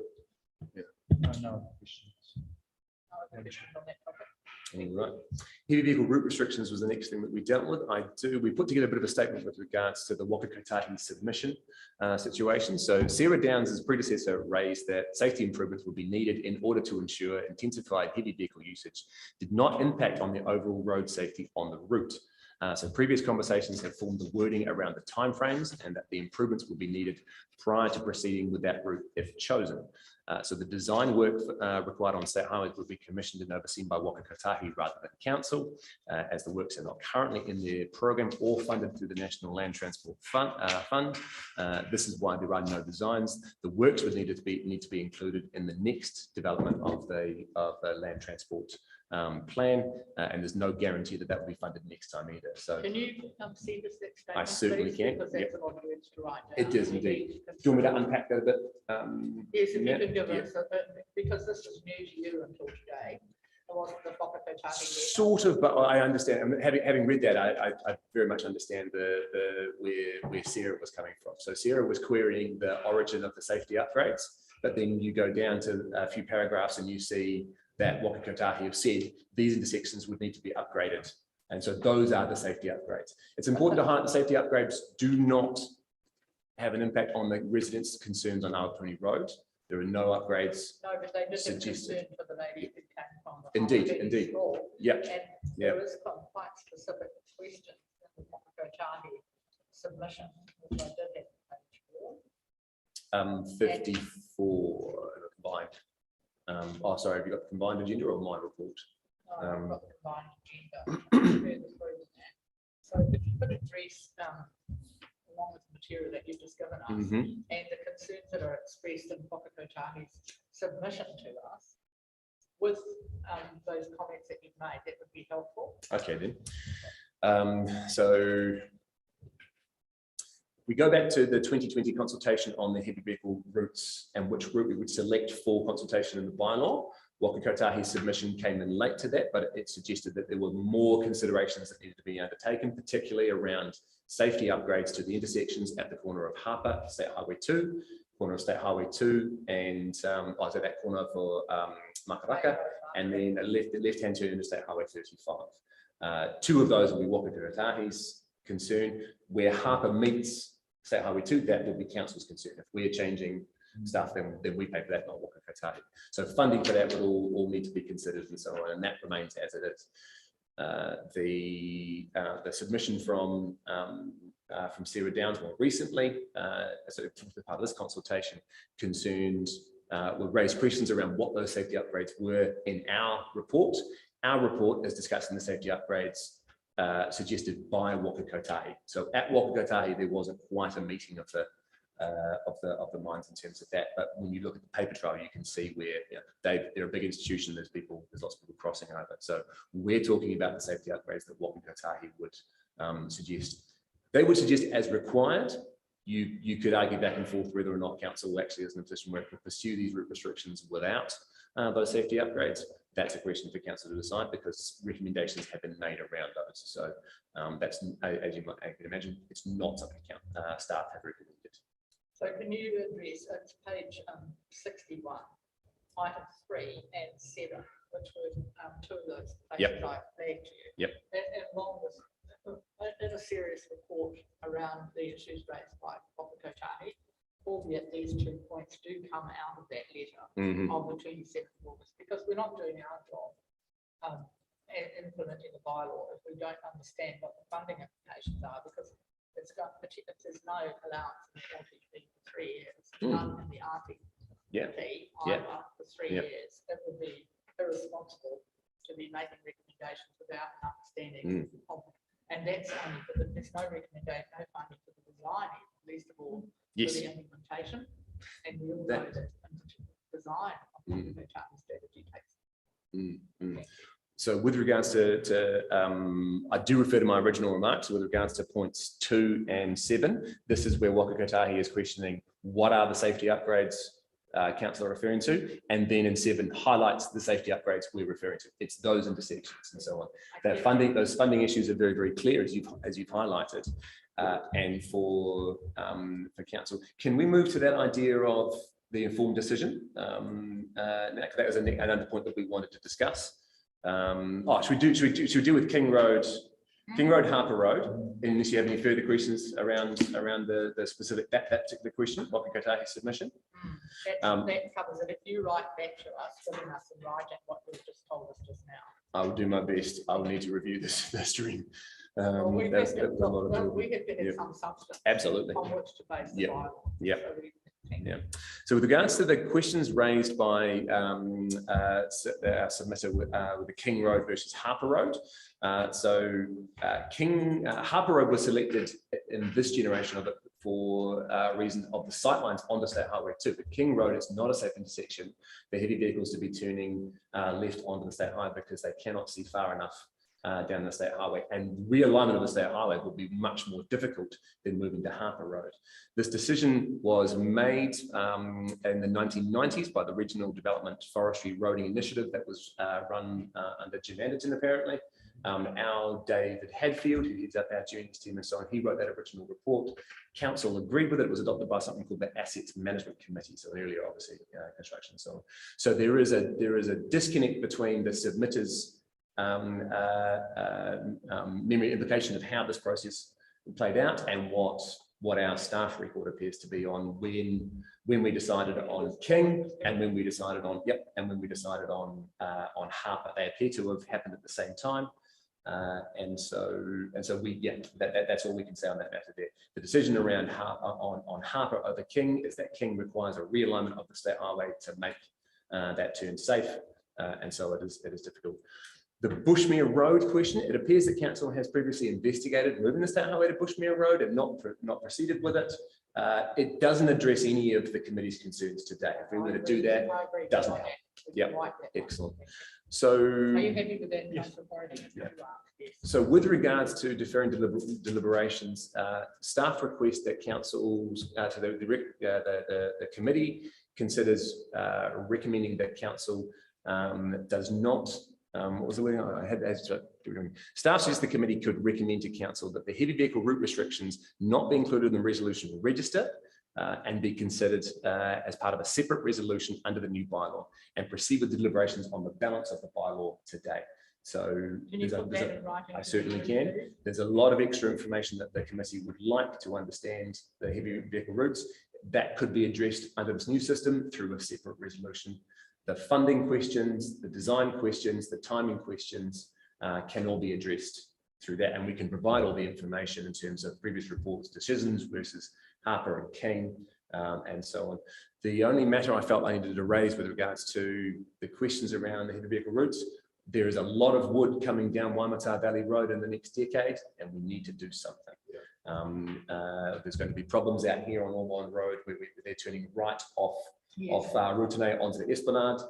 We do need solutions for that. And in 3 years' time, we have a much better case still. Absolutely. With information that satisfies all parties. It would be a much easier, a much better time to make that final decision. We've got all of the information. We know what intersections are going to be upgraded. We know what the costs are. We've made allowances for them. There'll be a whole lot more work that potentially could be done in a period of time. So that's helpful. If you just bullet point those comments you just made, and we'll respond. Yep. We also get a cost analysis of the Norman Road. No, you can't get, we don't need a cost analysis just now. We need the points that you just raised, because that would be a matter for further deliberation. It'll take forever to get cost analysis, get the bylaw completed in reasonable time. Am I right? Correct. Yeah, we have some cost analysis in terms of the advantages, disadvantages of heavy vehicles being on Ormond and Awapuni, or only Awapuni. That was presented in the 2020 report. But they're as deep dived as they can be at this time. I don't know how we'll add to that information without significant laws. I mean, costs of the transport company, I mean, for the repair costs on Ormond Road. Indeed, that was correct.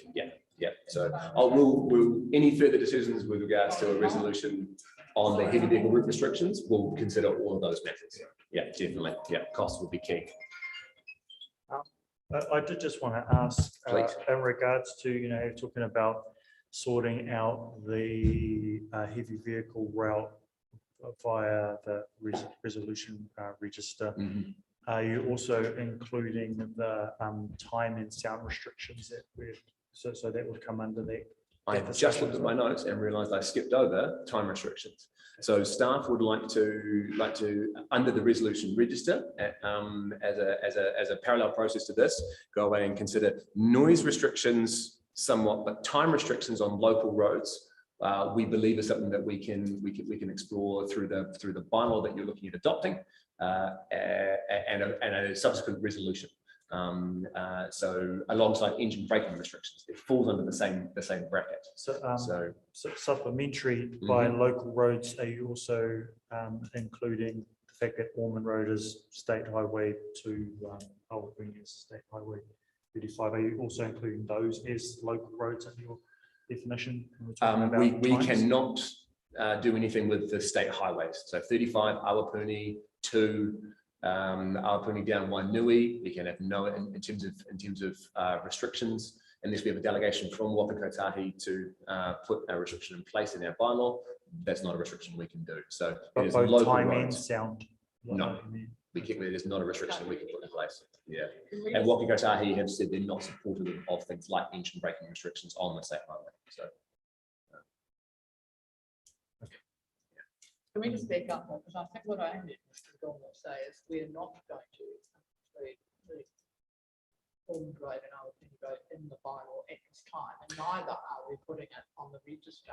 We are leaving it for further work to be done. Is that what you were suggesting? I'm suggesting the committee makes a decision. So the rule is in the bylaw, so you can do it at some point, but that you could recommend that council does it, because the recommendation currently is that the heavy vehicle route restrictions are included in the resolution register. That would activate them. Committee could decline to make that recommendation and suggest that council needs to consider the rule is there. If you want to make a route restriction, the rule is in the bylaw, and it would need to be a resolution placed in the register to apply that to a route, be it the route under discussion now or something that council settles on at a future date. And the other option, if we don't put it in the bylaw, it requires its own piece of work around it. when New bylaw more review. information Yeah. is available. Yeah, well, that would mean a new, so the rule being in the bylaw, I think, is quite important, because then you can make any other route restrictions.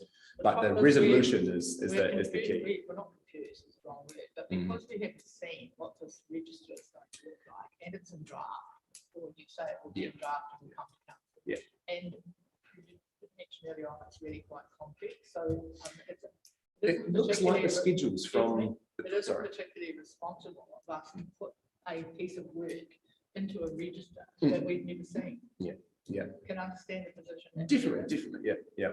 It looks like the schedules in the back of the bylaw currently. So it's names, places, and locations, and referring the rule that it's supposed to. So no stopping lines are listed in the schedules currently. They'll be listed in the resolution register. So it's a different way of achieving the same result that avoids having to review the bylaw to make small or large changes to the schedules. Not dissimilar to that. That appendix is the schedule 1. Yeah, that's the fees and charges, which are all based off legislation. Would look something similar to that. I'm more than happy to send some excerpts from the draft resolution register to the committee, so you have an idea of it. But if you look at the current traffic and parking bylaw, it looks like the schedules. Is what it looks like.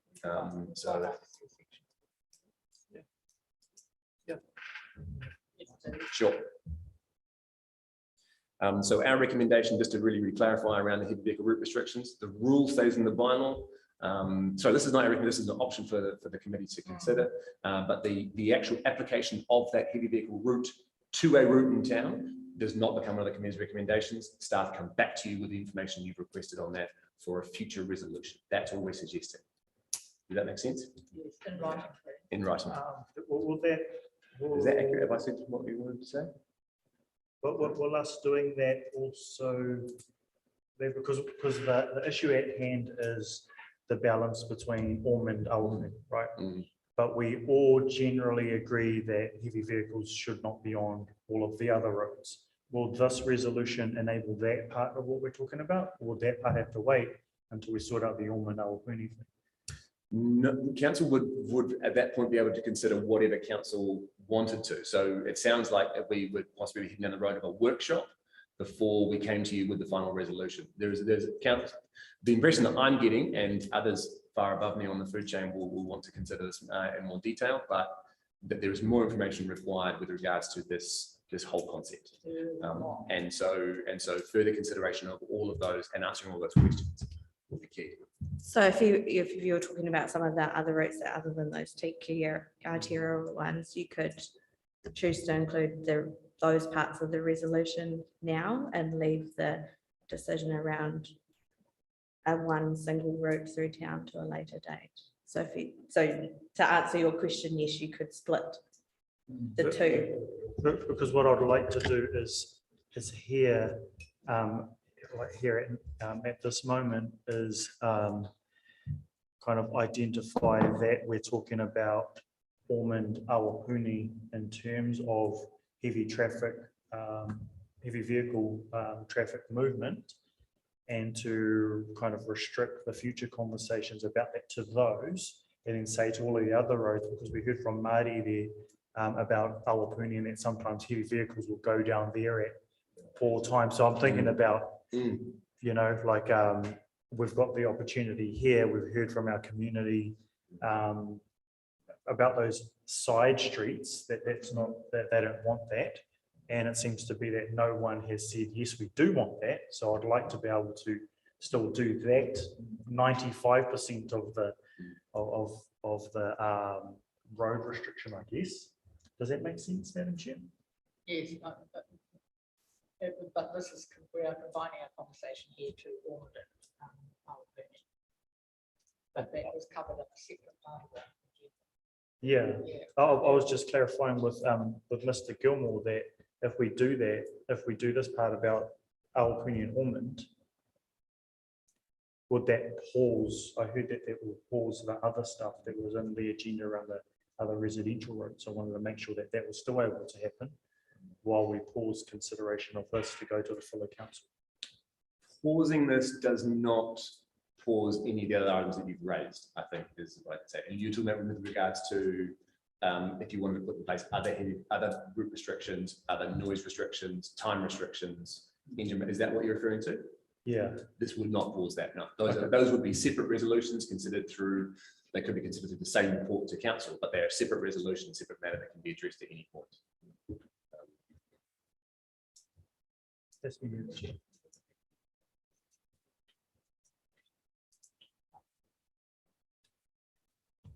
Yeah, it's been a positive thing that the community have wanted to have. I just wanted to make sure our processes weren't going to stop the thing that the community wanted us to do. That's and the further item. The further item was the skateboards and e-scooters.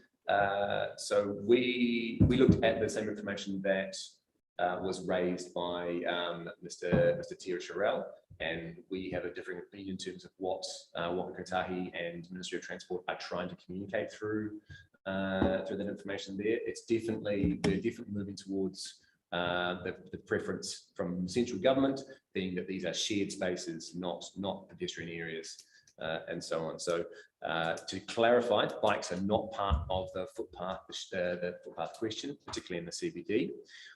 E-scooters are fast and can be driven quickly, but there will still be rules around that. You would not be allowed to do so. And it is probably within the gamut of council's questions. The e-scooters do fall under the these are pedestrians because of their wheels are under a certain size. They are wheeled recreational devices as far as Waka Kotahi is concerned. So they fall within the gamut of this here. We could possibly try and split e-scooters out. So e-scooters had to use the road, but you always use the cycle lanes, but everything else would be fine on the footpath.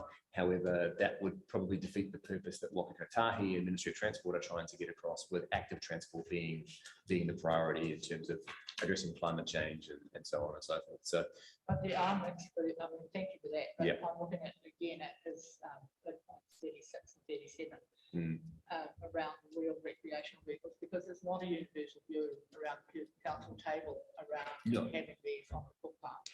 And by the time you get some, if you think about, and I won't name them, where the cafes are that sit on the footpath and then have pedestrians and wheeled recreational vehicles on the footpath, it does look like for some people potentially a health and safety issue. So I think we need to understand that. I mean, are you saying that, and then point, which again refers to what the Kotahi will be inciting public transport at 37, are you saying that what the Kotahi have a different interpretation to that which was provided by Living Streets Aotearoa? Yeah, we can send you the specific Right. pieces of Thank you. Waka We'll do that. Kotahi guidance we're referring to. Thank you. Thank you. Those were all the matters we were asked to address. Do you have any Yes. further questions? Okay, on us? thank you. I think that would be really helpful if we could get some of that material that you've just provided to us really quickly in writing. I mean, just bullet pointed is fine. Sure. We don't expect you to. I'll send you what I've got in front of me, and then I will add to that. So you've got that for deliberations now, and I'll add to that as quickly as I can this afternoon. That would be great. Thank you very and- much. And we'll have a discussion about when the committee will reconvene. Sure. To determine exactly what it's looks like going Mhm. forward. Right. Thank you. Thank you very much. Thank you. I'll adjourn the hearing.